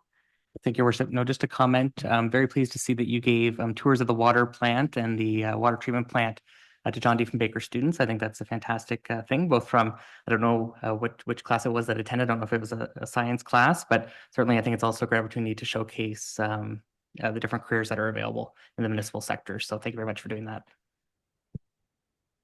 Okay, any other comments? All right, we're going to move on. 10.7 is the Saugeen Mobility and Regional Transit Board meeting minutes, 2 sets of minutes. Deputy Mayor Dicker. Thank you, Your Worship. Our November 15th meeting highlights include had budget discussion, and most municipal partners are now back to their contribution levels similar to what they were in 2021. We approved the installation of a notification software to enhance the customer experience and reduce last-minute cancellations. Discussed the legal opinions on the operating status of Saugeen Mobility, and based on that legal opinion, Saugeen Mobility will operate as a not-for-profit corporation and the applicable legislation that applies to that model. We also received some legal opinions on the adjusting the business model that would allow people other than attendants to travel with a client for a fee. Currently, attendants do not pay a fee, but family and friends are not eligible to ride with them in the because of the model that we use. We continue to look at the deadhead mileage and possible solutions to reducing our current ratio of almost 1-to-1, 1 kilometer of charged mileage and 1 kilometer of an empty vehicle running back and forth. So looking at possible designated zones for drivers and vehicles as one option. Pending confirmation of some grant funding, the board approved the purchase of 7 new hybrid vehicles. The motion also included 2 non-adapted minivans that would allow transport of clients not requiring wheelchairs. But due to the wording in the possible grant, the funding was revised, and at a special meeting on November 22nd, we changed that to be 8 accessible vehicles. So the 2 non-accessible were taken off the list and replaced by 1 accessible for a total of 8. The board approved a request from Grey County to participate in the Ontario Transit Investment Fund, which is a regional transportation project that the province has offered funding for. Grey County will take the lead on this work and would see all transit suppliers in the region come together to improve the overall transit options for all residents. The municipality of Kincardine had requested costing for enhanced service, and the board approved supplying the cost estimate for the additional services they were looking for, which was longer hours and a dedicated vehicle and driver stationed in Kincardine at all times. The initial cost of that was $230,000 and some different rate options that would need to be defined if they wanted to go ahead with it. Our Chatsworth pilot project was extended to the end of 2025. The basis of the project was to allow for less municipal funding and increased user fees. The initial findings are that this has not created any financial strains for Saugeen Mobility. The way this works is the municipality pays a lower fee and the client pays a higher fee. And at the time we put this in place, the per kilometer fee for Chatsworth clients was $1.09 per kilometer, whereas others were at 55 cents. So it's a significant change. And they've extended that. Chatsworth is happy with how it's going, and see where it ends up. As far as our operations report, we had a total of 2,662 rides in October. Hanover had 485 of those rides for a total of 18.2%.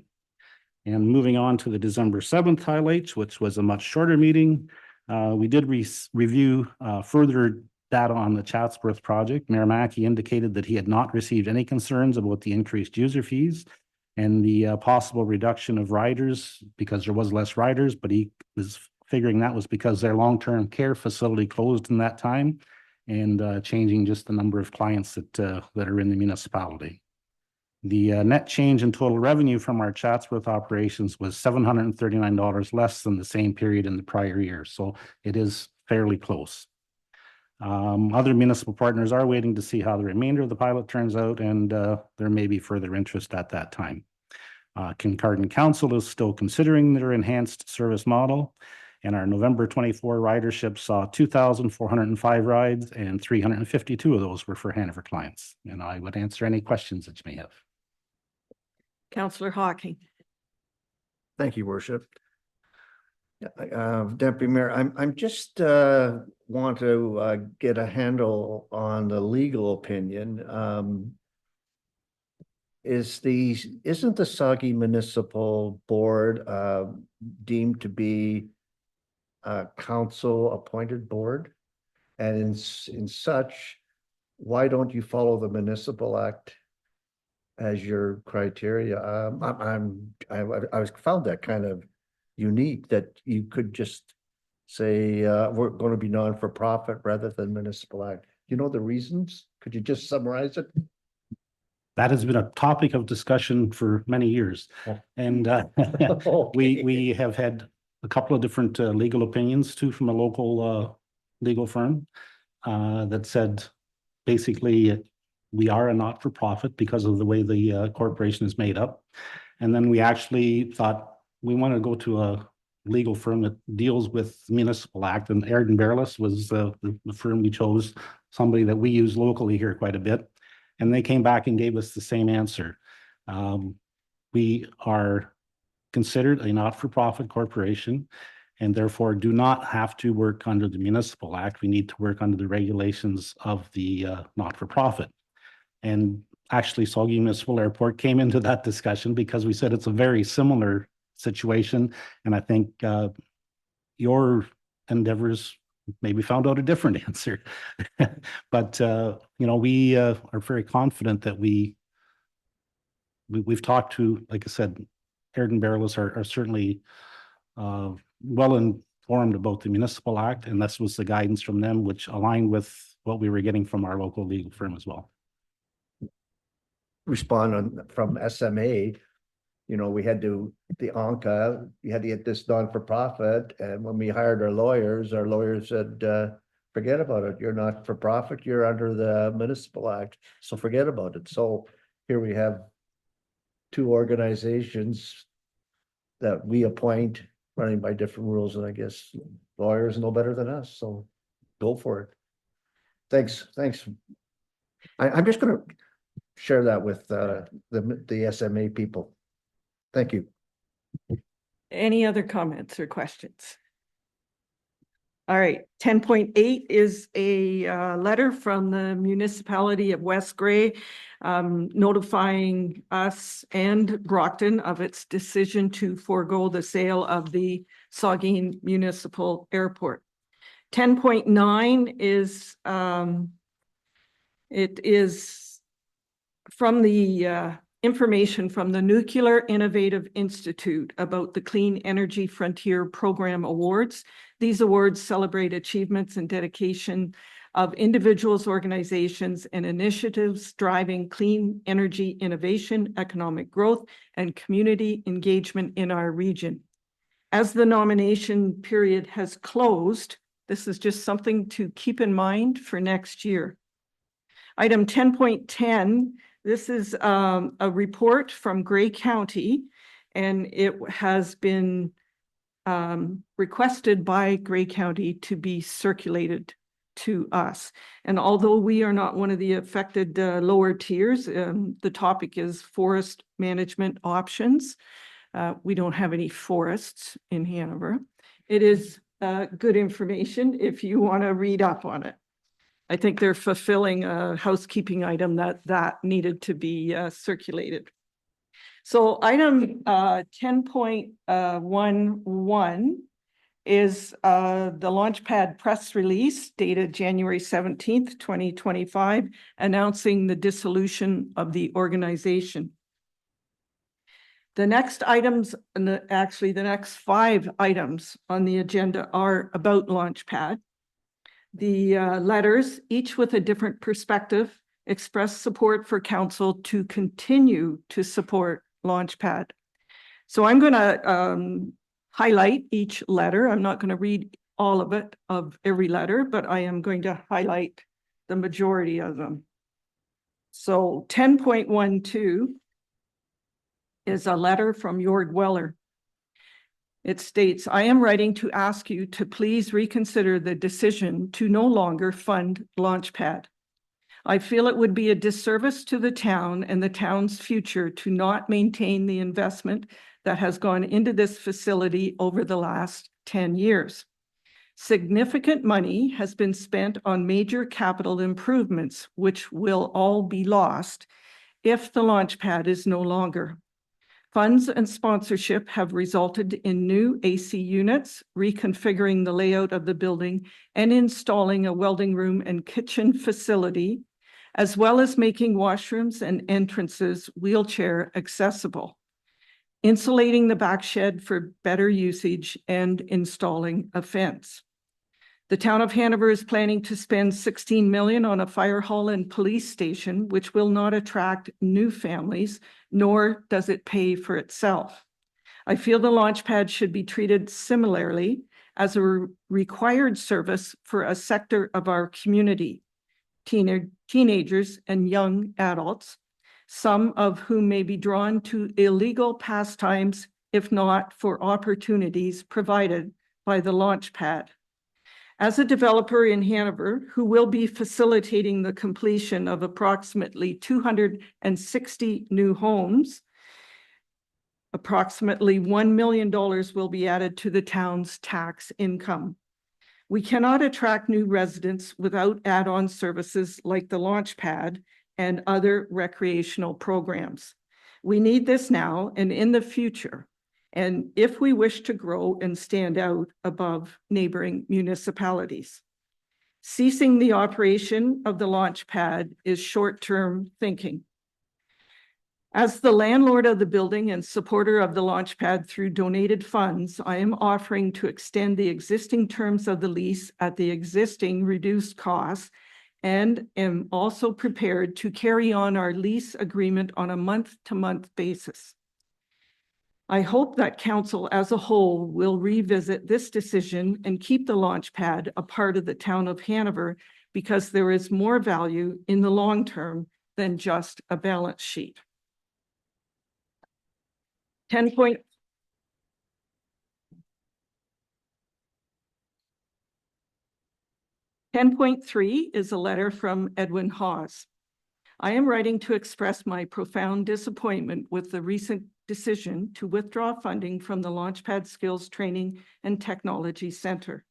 The Launchpad provided young people in Hanover with the opportunity to learn critical trade and technical skills, skills that are in high demand both locally and nationally.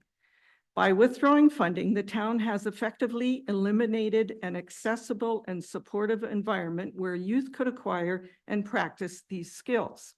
This is especially concerning given that Hanover, like many areas, struggles to attract skilled workers. I was particularly disheartened to hear the suggestion that youth could simply drive to Owen Sound to access similar programs. This perspective completely overlooks the logistical challenges and financial burden it places on families. Not every household has access to reliable transportation. By removing a local solution, the town has made these opportunities inaccessible for many. What makes this decision even more upsetting is the ripple effect it has had on the organization's ability to fundraise and sustain itself. When the town withdrew its financial support, it undermined the credibility and stability of the Launchpad, leaving the board with no choice but to dissolve the program. This decision feels like a vote against our youth and against the future of our community. Investing in our youth is not an optional expense. It is an essential commitment to the long-term success and sustainability of Hanover. I ask the town to reevaluate decisions like this in the future and explore ways to bring back programs like Launchpad. Our youth deserve better, and our community deserves leaders who will champion opportunities for growth, education, and development. Item 10.14 is a letter from Emily Morrison. As a former executive director of Launchpad's Youth Skills and Technology Center, I wanted to write and ask for your reconsideration in your support for Launchpad. You, as Town of Hanover Council, were very supportive of me and my time as executive director. Together, we worked hard to execute the vision and mission of connecting youth to the community through strong career employment opportunities in an effort to make a stronger, healthier Hanover. By offering a variety of opportunities at Launchpad, it has given many young people the tools and support they need to navigate the challenges of adolescence. Launchpad was built on the premise that if we can build strong youth-adult mentorships while providing a safe third space for youth to learn new skills, they will be more likely to stay in our community. This decision to walk away from Launchpad leaves youth with the opposite impression and leaves youth looking to other communities to build their future and raise their future families. I understand that the council faces difficult budgetary decisions, and I appreciate the work you do in managing its resources. However, I urge you to consider the long-term benefits of maintaining funding for Launchpad. The positive impact on our community's future far outweighs the short-term savings that might come from reducing this funding. Investing in our young people is an investment in the future of our town, helping them build skills, form positive relationships, and develop into active, engaged citizens. I would willingly assist in the reorganization and reconstruction of Launchpad in any way possible. 10.15 is a letter from Claire Olivero. I'm just starting to emerge in Hanover. I used to get bullied quite frequently in the 7th and 8th grade, and Launchpad was my safe space to relax after a stressful day of school. We are the next generation of this town, and you have to show us that we can stay and feel supported along the way. Launchpad was not just a youth involvement group, it was a safe space. As a member of the youth myself, I know many people who struggle. We need somewhere to talk and express ourselves free of judgment, a place where we can explore our interests. I have experienced much bullying at school, not just me, but most, if not all, of my friends as well. Launchpad, with its smaller classes and friendly instructors, offered a safe space for us where we weren't bullied and we could fully express our creativity and curiosity through the varied courses. I feel like there is nothing offered for my age group. I am not an athletic person, and as a result, there is near to nothing for me to do. Launchpad offered something to go out and explore, and I made lots of friends there as well. I know there were hundreds of young children, not quite old enough yet, excited to go to Launchpad. You took that opportunity away from them. I remembered that feeling of excitement, wanting to go in and be a part of that community for ages. Please listen to me and the youth. We are the next generation of Hanover. Item 10.16 is a letter from Alicia White Gibbons. Alicia says, I am a resident of Paisley. Although I am now in the Erin Elderslie umbrella, I am proud to say I grew up in Hanover, a place that still feels like home to me to this day. I am writing this letter today in hopes to properly articulate the devastating loss our community has just faced with the funding cuts to the Launchpad, resulting in an announcement of closure.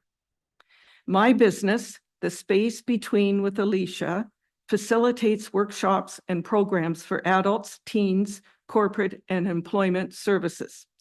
The program designed for teens called Insight for Life needed a home within the community, so I could bring this foundational experience in person to our youth.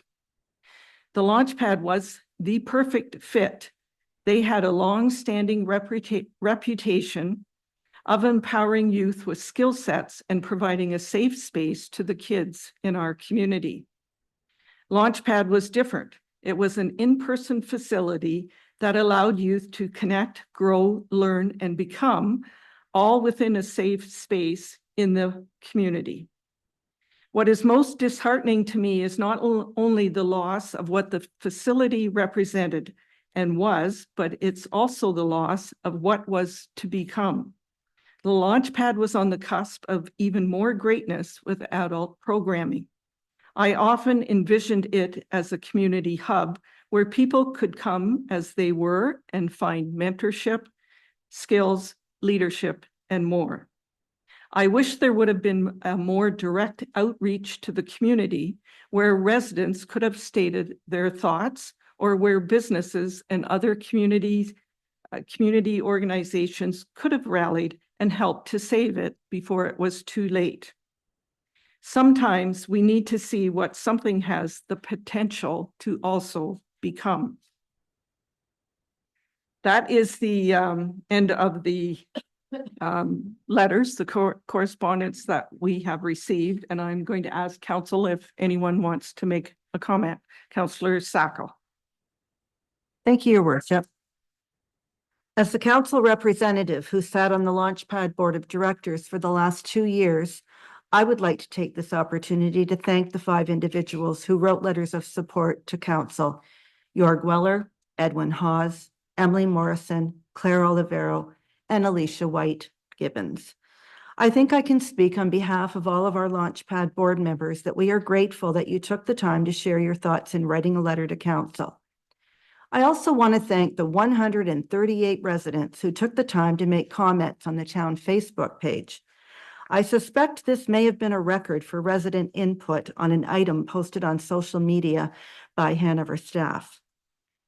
The Launchpad Board Chair, Adam Olivero, is also to be congratulated for the numerous replies that he made online to make sure that misconceptions by residents were cleared up. Thanks also to those of you sitting in council chambers today. I know you're all worried about the youth in our town now that we've lost Launchpad, and I too am sad to see that our youth have lost a valuable resource. Please know that I will encourage council to fill this void moving forward. Thank you. Councillor Hocking. Thank you, Your Worship. Thank you for the folks who came here tonight, and thank you for the letters. Everyone knows my position. I'm just going to use a quote that you mentioned, Your Worship. Investing in our youth is not an optional expense. You know, we got all hung up on budget and we made decisions based on money. And we didn't even think about what we were saying to the greater community. We were saying, look, if you want to play hockey or baseball, we'll support recreation. But if you don't fall into that mold, we're not going to support youth-related programs. I believe Councillor Cable came up after the vote and said, oh, we should be looking at some, doing an analysis of what we got for our youth. We should have been doing that before we made our decision. Jorg Weller is absolutely right. Other people have written it. This isn't just about money. This is a message that you're sending out to the greater community who want to come here. And the first thing they're going to say is they don't support. Now, and maybe that's not what we intended, but that's the perception. I remember being involved in council years ago, and please give me a moment to just explain this to you. I was involved with the construction of the regional aquatic facility. When I went around Grey County, they were saying, boy, your town is great. Your residents, your council supports a program that is really unique. Now, other ones have since followed suit. Quality of life in a community is not based on the level of hard services. Everyone has their water, everyone has their sewage. It's based on the character of the community, which is a representative of, which is represented by the quality of soft services, our culture, our library. This program should never, ever, ever been laid out to have a profit and loss. That was a mistake. And I think people have recognized that. So if there's anything that we can learn about this is, number one, first of all, think through what you're saying when it comes to budget. It was 1%, $95,000. We walked away from our strategic plan. We said in our strategic plan that we were going to help and support and make sure Launchpad was viable. Launchpad was coming out of it. They had an enthusiastic board. They were starting fundraising. They had support from Grey County. And what did we do? Based on $95,000, we said, we're not going to give it to you this year. That, in my opinion, was the wrong move. However, I'm a member of council and I will go forward with the direction as council. But I think you better pick up on Councillor Cable's suggestion that you better find something else for these youth and send a message out and clear up this perception, because I was stopped on the street many, many times. What in the world are you saying to the outside community? On that note, thank you folks for your support. Thanks for your interest. I'm with you. And if I can be of any help, please count on me. Thank you.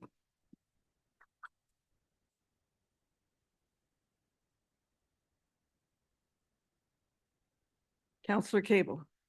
Thank you, Your Worship, and thank you to Jorg, Edwin, Alicia, Emily, and Claire, who took time to put their thoughts together and to share their strong support of Launchpad with council and with those in attendance this evening.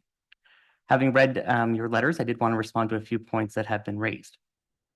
I have been involved with Launchpad for a long time. As Mayor Sue alluded to at a previous meeting, I worked for a youth advocacy organization in 2015 called Youth Roots, which operated out of the Launchpad when it first opened.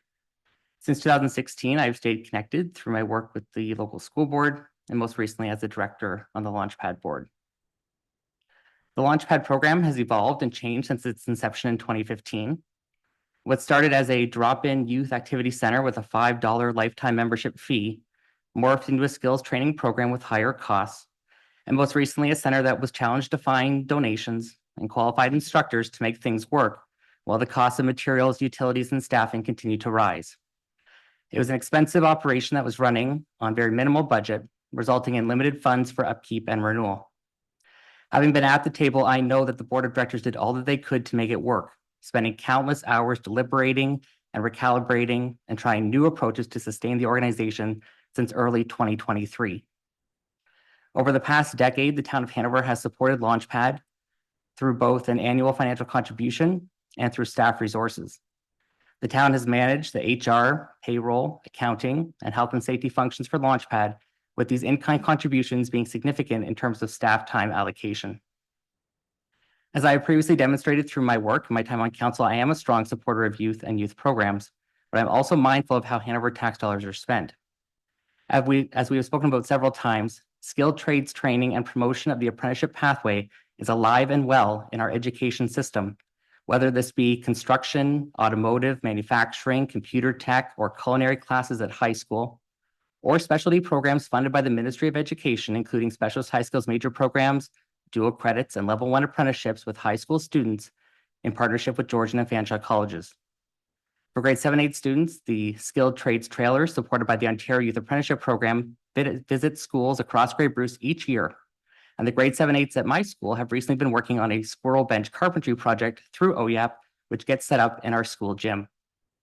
It is also exciting that Georgian College is expanding apprenticeship training opportunities, and local unions such as LIUNA are setting up shop in our area to offer pre-apprenticeship and apprenticeship training for adults. As a municipality, I believe that we must not duplicate what is offered by other organizations. As we enter 2025, I believe that we need to consider how youth skills development continues and look at new approaches. For example, why could Alicia's Insight for Life program not continue in partnership with the library? Or how might we leverage existing school facilities to offer after-school programs? Youth voice is going to be critical in determining our next steps, because if we do not know what is needed and desired by youth, we will not be able to attract the youth to participate. So I believe that it is time for us as a municipality to recalibrate and to identify our next steps to ensure that Hanover youth continue to feel supported in the town of Hanover. Any other comments? Okay, so I want to say, so we have the letters that I just highlighted. Previous letters of support received during budget discussions from Savannah Myers, Grey County Director of Economic Development, Tourism, Culture, as well as recent grant application letters of support from the Ontario Youth Apprenticeship Program, LIUNA Local 1059, and the Iron Workers Union Local 736, and Adult Learning Centers of Grey Bruce, Georgian. As mentioned, this topic has received a fair bit of attention online. And we have also received correspondence from the town's Economic, Tourism, and Cultural Development Advisory Committee stating that they felt the town was getting a return on investment through Launchpad by having a positive impact on young people in our community and on future residents. As strengthening Launchpad was one of our strategic plan priorities and subsequently adopted into their plan, the committee is looking for direction on where and how council is looking to support youth moving forward. So I ask council, is there any interest amongst council to consider options to develop a strategy that encompasses services for youth retention and skills and workforce development? If you have interest in that, that would allow staff to come back with a report with options of what we could do to support youth. If you don't have that interest, the next report that will come back will be the update on the dissolution of Launchpad. So I'll leave it like that and hopefully someone will comment. Deputy Mayor Dickert. Thank you, Your Worship, and thank you to everyone that took the time to write the letters to come out and present your case here. This is what democracy is all about, is where we hear what the feedback from the community is. I totally support looking at what we can do to keep our youth engaged in our community. The information that we were working on when we made those decisions, I based my decision on that. I based my vote on that. You know, I'm hearing new things here, new interest. I don't think that I want to say, yes, I reverse my decision, but I certainly am open to listening to what other options might be out there. Because we all know, and had this discussion over the 5 and 6 years that I've been on council, the whole Launchpad operation came into question almost every budget year. And every budget year we'd say, we'll give it one more year, give it one more year. I think finally we're getting the traction now and the interest from everybody that's maybe going to garner that support to find something that does meet the needs and not duplicate services that we currently we're seeing. So whatever that is, I don't know what it is. I wish I did, but I don't know what it is, but I certainly support looking at something that does answer the requirements and the needs for our youth in our community. So whatever we need to get council, or pardon me, staff to start working on that, I would certainly support that or make that motion and move forward from there. So if council is interested in looking at these options, we need to follow that same process with the tariff motion, as in dispense with the notice of motion by a 2/3 majority vote to put a motion on the floor right now, because it is not on our agenda. The only other way of doing this is someone could say, I'm going to bring a notice of motion at the next meeting saying, I think staff should look into this. But to me, that prolongs it in that there is a time limit with the lease on Launchpad. Not to say that that has anything to do with it, but we are, that lease is going to be up at the end of April, right? So, Councillor Hawking. And I don't know like the words.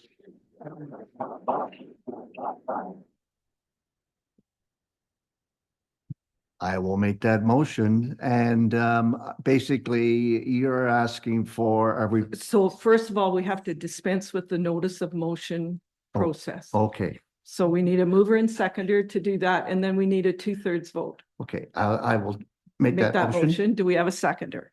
Councillor Sacco. Yes. All in favor? So we're covered on that. We've met our requirements. So now if you want to put a motion on the floor that we ask staff to come back with options on how we can support youth. I don't know what the wording is, maybe. That sounds appropriate. Oh, Okay, good. Thank go- you. Good old English teacher. Please share that with us. So are you going to move it and, I will second. or do you want to hear it first? You might not like it. I would like to bring a notice of motion forward regarding options to support our youth here in Hanover. Yeah, sorry, if you bring a notice of motion forward, that means we do not vote tonight. Okay. So I don't want to do that. Right. We're going to defer to the clerk who Okay. writes motions all the time. Councillor Sacco could move to have staff prepare a report, bring a report back to council to investigate options, future options for the support of youth in our community. Something along that line, but you would move that motion to have staff, direct staff to bring a report back. For youth retention and skills and workforce development for our youth. So you're going to move it. I will. Councillor Hocking is going to second it. Is there any further discussion? Do you want to change that? All we're doing is allowing staff under our direction, following our requirements, to bring back a report. What can we do for the youth? It will not be a launch pad. It will be different. It will be a different model, but we need to say we want options on how we will support youth. Councillor Cable. Thank you, Your Worship. I would like to see the motion. I would prefer to see the motion amended to see some line that youth voice will be included in the report that comes back. I would hate to see an adult-driven process where we come up with a plan on how we're going to support youth, and it's not something that youth buy into when we implement it. Sherry's got that. She's writing that down. So, go ahead. If I also could ask Your Worship, I believe at one point in time, the town of Hanover had received RED funding in the amount of $69,000 for instructor recruitment. And I would hope that we had not declined that funding at this point in time. But it would seem prudent that we continue with that because instructor recruitment for this type of initiative may be valuable. You want to take that, Sherry?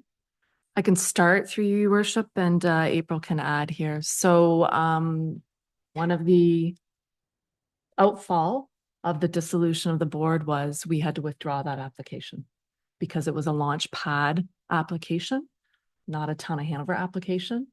And so we've communicated that, I believe, to the ministry accordingly, that we would be withdrawing the application for the reasons that are before us. And, you know, we were cognizant that they're probably any grant program the province offers is a high demand program. And we felt that it was prudent of us to communicate that so that if there were other programs that were going to be declined, that perhaps they would have an opportunity for grant funding. Through you, Your Worship, April, do you have anything you want to add to that, or have I pretty much covered it? Thank you, through Your Worship. Yes, Sherry, I think the key point to that grant application was it was approved to the Corporation of Launchpad, not to the Town of Hanover. So as for the reasons that Sherry has stated, we had to inform them of the dissolution of that not-for-profit organization. However, I have not notified the Skills Development Fund yet, and that application is under the Town of Hanover. So that could potentially still be an option. So I think it would be very beneficial to have options in front of us before we get further discussing this. Like there's lots. Sherry, you can explain it. Who's going to get involved? You and April and who else? Well, no different than the dissolution. We had to assemble a staff team to assist with that process and who are still assisting with that process as the board was finished as of January 31st. So, you know, initially off the top of my head, that staff team will involve April, of course, from the economic development standpoint because of the workforce development, skills development piece. Our Parks and Recreation staff are another element, although again, I don't see this as a recreational type youth programming focus, which we cover through our Parks, Recreation and Culture staff and department. And we'll have to, I think April, Arlen and I will have to do some initial brainstorming. Who are those other staff members? And obviously, if there's a youth factor to that, how we look at garnering that youth input, whether it's direct input or survey method, or we'll have to consider that. There's a significant amount of work ahead of staff with this that we will need to take our time away from other priorities that council had laid out for us to deal with this. And in saying that, council, if you have any ideas, suggestions, and to our residents, if you want to reach out to any one of us, please do so. If you have ideas on what we can do to support our youth. Okay, so we need to vote on that because we didn't vote yet. So any more discussion? Seeing none, all in favor? That is carried. Thank you, council. Moving on. Item 10.17 is the start of our Roma conference reports. And the first one is 10.17.1. Deputy Mayor Dickert, whatever you feel you'd like to highlight, you're more than welcome. Thank you, Your Worship. First of all, I'd like to thank the town of Hanover for allowing me to attend. The sessions were educational and networking opportunities are extremely valuable. My full report is in the council package, but a couple of things I want to highlight. I did have the opportunity to attend 3 delegations, one with the county and the Ministry of Health requesting additional capital funding for Hanover Hospital, one with Saugeen Mobility and the Ministry of Transport sharing our need for continued and enhanced funding, and showcasing how 10 lower tier municipalities can work together and operate a transit system in rural Ontario. The third one was with the Minister of Infrastructure, King Surma, and we endeavored to raise awareness of the funding the town of Hanover needs for roads, sewers, and water projects. It was somewhat unfortunate that just 2 days before that meeting, we received notice that our latest request for funding was declined, but the minister recognized that unfortunate decision and did proceed to ask us many questions about the project and future needs of the town. And it was encouraging when her parliamentary assistant joined us after the meeting asking for more background on our wastewater treatment plant status. And I'd like to make sure we can follow up with that. Also like to thank MPP Rick Byers for attending all 3 delegations that I was a part of. Having our local MPP support those meetings is valuable and certainly encouraging.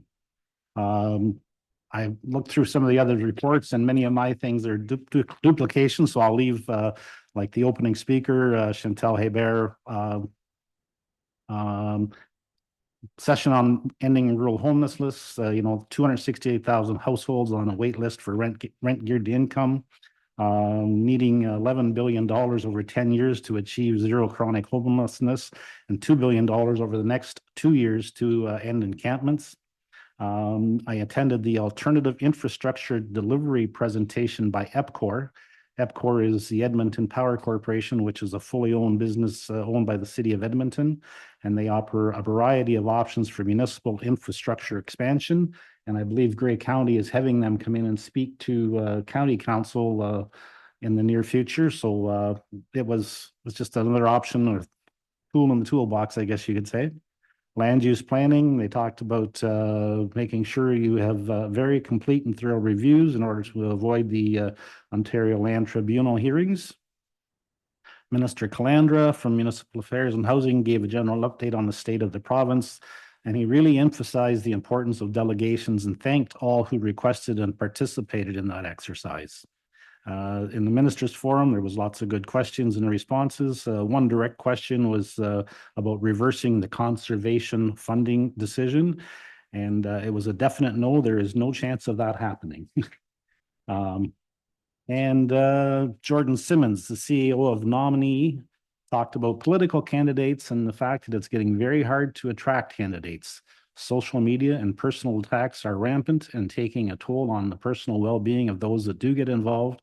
And that in turn is creating a real challenge to recruit candidates. With that, I'll let my fellow attendees highlight their experiences. Thank you. Councillor Fleet. Thank you, Your Worship, and I'd also like to thank the municipality of Town of Hanover for allowing me to attend. It was lots of, we were quite kept busy. I attended the delegation with Deputy Mayor Dickert and Councillor Susan Sockel. I got to apologize for spelling her name wrong. She corrected me. It was well received. They listened. It was really well received, and I want to thank Deputy Mayor Dickert for doing such a great job presenting that. I attended a workshop, Rural Response to Mental Health and Addiction. Being a rural community, investing in mental health resources for the agriculture sector is important. And, it has a stress on our local hospital and our healthcare services with so many agricultural people in our area that work hard on their properties and their farms and use our healthcare system. Also, enjoyed Chantel Hebert's Hebert's freelance politician views on they're very interesting. Welcome remarks from Roma Chair Christine Laurie. Her message was working together makes us stronger. A very good point. Our challenges are homelessness, infrastructure, and healthcare. Doug Ford, he commented on, first comment was Canada's not for sale. He spoke of Ontario's growth outpacing New York State. He also addressed concerns regarding President Trump and tariffs. He spoke about our university and healthcare. He indicated if you are educated in Ontario University and our healthcare programs, 100% of graduates must work and live in Ontario. Attended a session on cybersecurity. It's not a matter of if, it's when.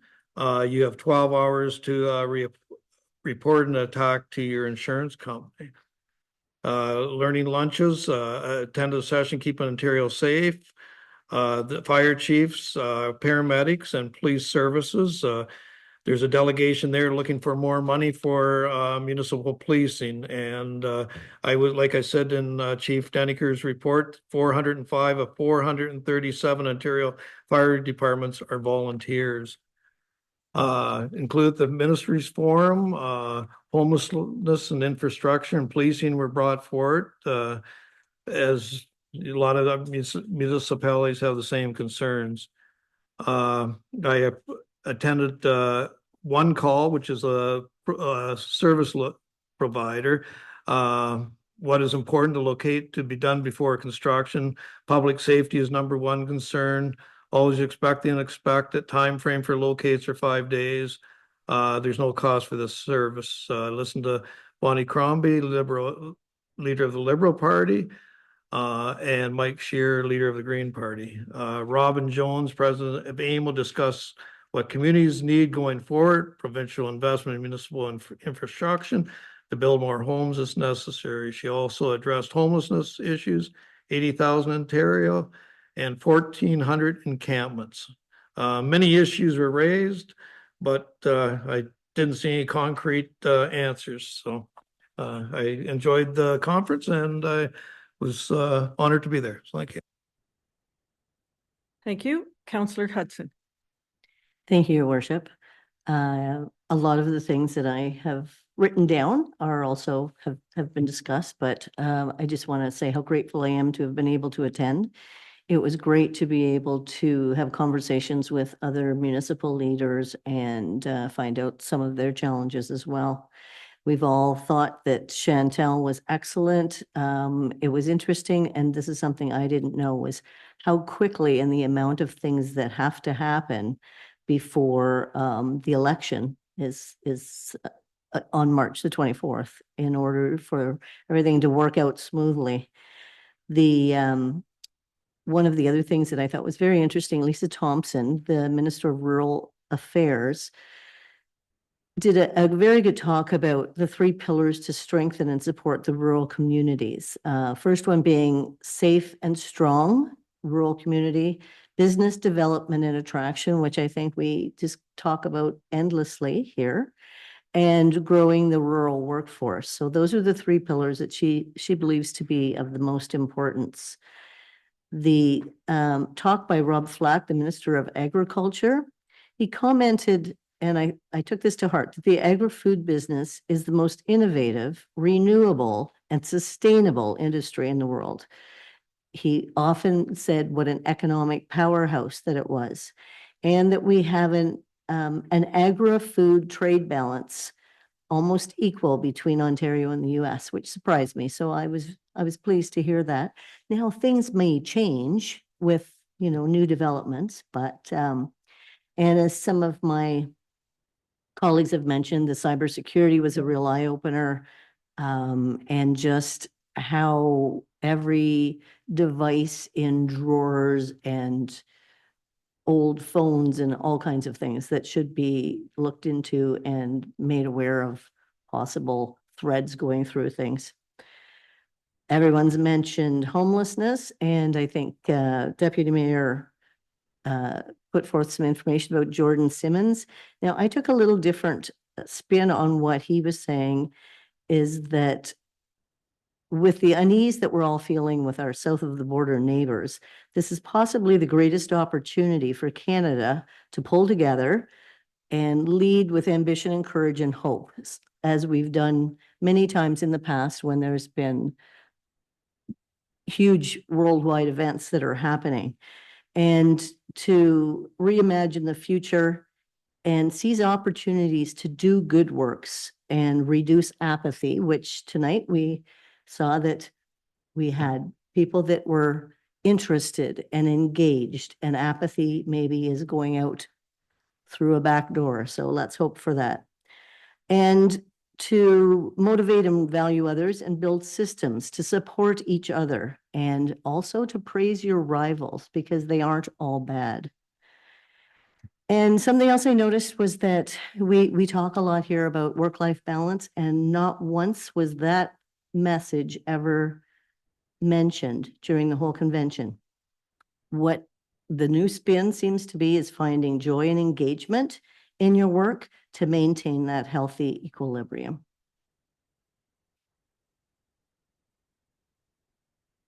Thank you. Councillor Cable. Thank you, Your Worship. As was mentioned, the conference was a really valuable professional development opportunity for municipal councillors, and also a great networking opportunity with colleagues from other municipalities across Ontario.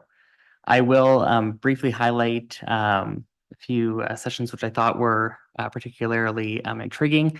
Certainly, as has been mentioned, cybersecurity. It was a plenary session which included the former mayor of Stratford, who experienced a ransomware attack in 2019, and he was guiding participants through an unfolding cybersecurity incident. And some key takeaways from my perspective included the fact that municipalities are often understaffed in IT-related functions, that our preparation is key. So we need to know where our information is stored, what data is stored on each server, and ensure that our backups are in place. We need to think critically and define key organizational risks and gaps and make sure that we have response plans in place. We need to make sure that we're meeting the requirements of our insurance provider, and also to really think about communication to make sure that it's organized and also accurate and only providing information that we are certain about. The other session which I found intriguing was leadership to protect employees from unreasonable behavior. It was an interesting discussion on the state of democracy in Ontario and highlighting the volatility that can result from misinformation. We had the former warden of Essex, who was reflecting on learnings from a public meeting where more than 350 frustrated residents attended, and measures including private security, changes to building access, RSVPs for meeting attendance, and sign-in logs have since been implemented based on the learnings from that particular public meeting.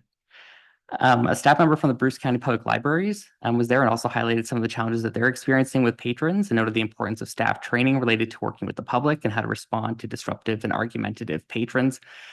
Bruce County has implemented mental health awareness training for their staff, and the staff also regularly practice scenarios to build confidence in how to respond. And there was also a lawyer who was there to provide a legal perspective, who noted that municipalities do have broad authority to govern their affairs under the Municipal Act. And as long as we have policies, for example, how to respond to patron behavior or access to public meetings, those are really critical to ensure consistency in resolving issues that arise. Thank you. Councillor Sacco.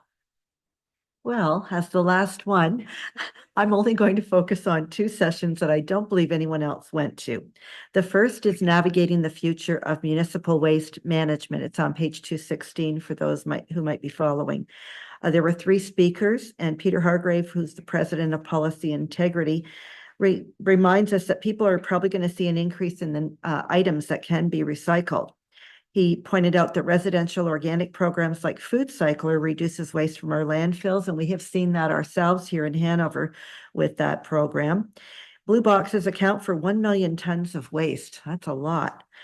We need to go after commercial businesses more, he says. We aren't building enough landfill sites, and border issues could occur under President Trump for waste management, since some of our garbage is shipped to the US. Annette Gilchrist, the treasurer in the township of Bonacaire Valley, says we live in a throwaway society, and not everything that we throw in the blue box actually gets diverted, because the producers are in control, not the municipalities. Everyone wants to save money, so the question is, how can we get the producers on board? And there are collection strategies we might want to consider: doing convenience, drive-throughs, be ambassadors of diversion, provide bins, use excellent marketing so that the public can actually be trained. And the third person was Betsy Varghese, the technical group strategist of waste management for Dillon Consulting. And she talked about 5 waste management challenges. We need to maybe embrace technology. They make waste bins apparently with sensors on them, and AI collection routes that can be created. Communication with elected officials want to debunk common myths that their residents believe. Organic management, landfills refuse to collect bulky items, although I don't know where they're going to go, and collaboration.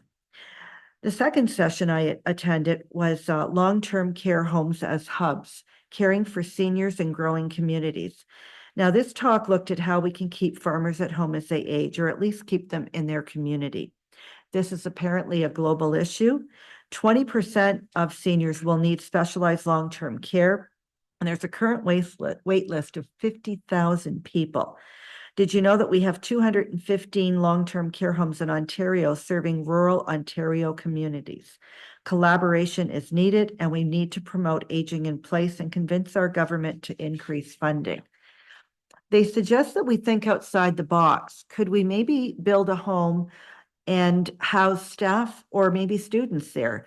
We should maybe reimagine what those buildings look like with student doctors or immigrant doctors or nurse practitioners. We should think of nursing homes without walls. Make it a hub where seniors would come in, maybe to get their blood pressure checked or their blood sugar levels checked. And a pilot project in 3 locations is about to happen that's doing just that. And in closing, I just want to thank the town of Hanover for the opportunity to attend. This was my first Roma conference in Toronto, and I really enjoyed the conference. And it was even interesting to notice that they mentioned Walkerton a couple of times. So our close neighbor, talking about the broken healthcare system that we have because of the Legion event where people had to line up for a doctor. And they mentioned the 25th anniversary of the Walkerton water crisis as well. So thank you. Okay, thanks everyone for those reports. So item 10.18 is Grey County Council and Committee of the Whole highlights. The council met on January 23rd. We accepted the minutes of the January 9th County Council and Committee of the Whole meeting. Within those minutes, I did bring an amendment forward to one of the motions to increase the committee membership numbers. And Deputy Mayor Dickert and I agreed it was a lot of discussion just to increase membership so that it was fair and representation from every municipality on 2 committees. So Deputy Mayor Dickert is now a member of the Budget and Finance Committee, and I am a member of the Urban Road and Road Exchange Committee. I thought it was going to be a very easy, just an amendment, and there was more than just us added to the committees. I think a couple more, but still. So anyway, what that brought forward was a request for a report to examine the structure of the committee of whole and committee structure. So it's sort of snowballed, but that's okay. So staff will be preparing a report about that. Council also had a delegation from Bruce Power Chief Operating Officer James Skoniak, and he provided a verbal update on refurbishment, the Bruce C project, and the recent celebration of 2 years producing medical isotopes at the site. And it's interesting to note that the U.S. Purchases the most medical isotopes from Bruce Power, the most from anyone in the world. But those are not, I believe, I don't think anyone would take that step on cancer fighting assistance and whatever. So, but they are the largest purchaser. So, and council also received an update from the Roma conference from staff, and I guess gathered information from people that attended there. So that was good. So next on the agenda, 10.19 is invitation from the Bruce County and Grey County Federations of Agriculture to attend the 17th Annual Politicians Meeting on Saturday, March 22nd.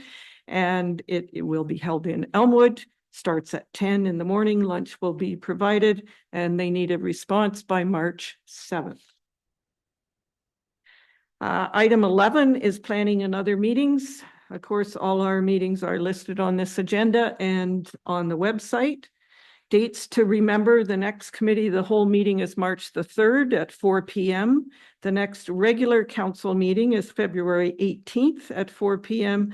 And the finance committee meeting is February 24th at 4 p.m. At this time, I'll ask if there's any notices of motion.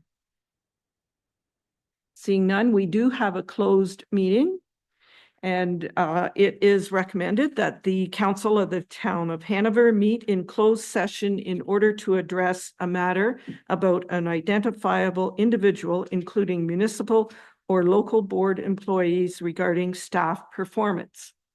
So I need a mover and seconder for that. Councillor Hocking and Councillor Hudson, all in favor? That is carried. Thank you. So let's take a, do you want 10 minutes? Well, that's not quite 10. 10 to, we'll be back.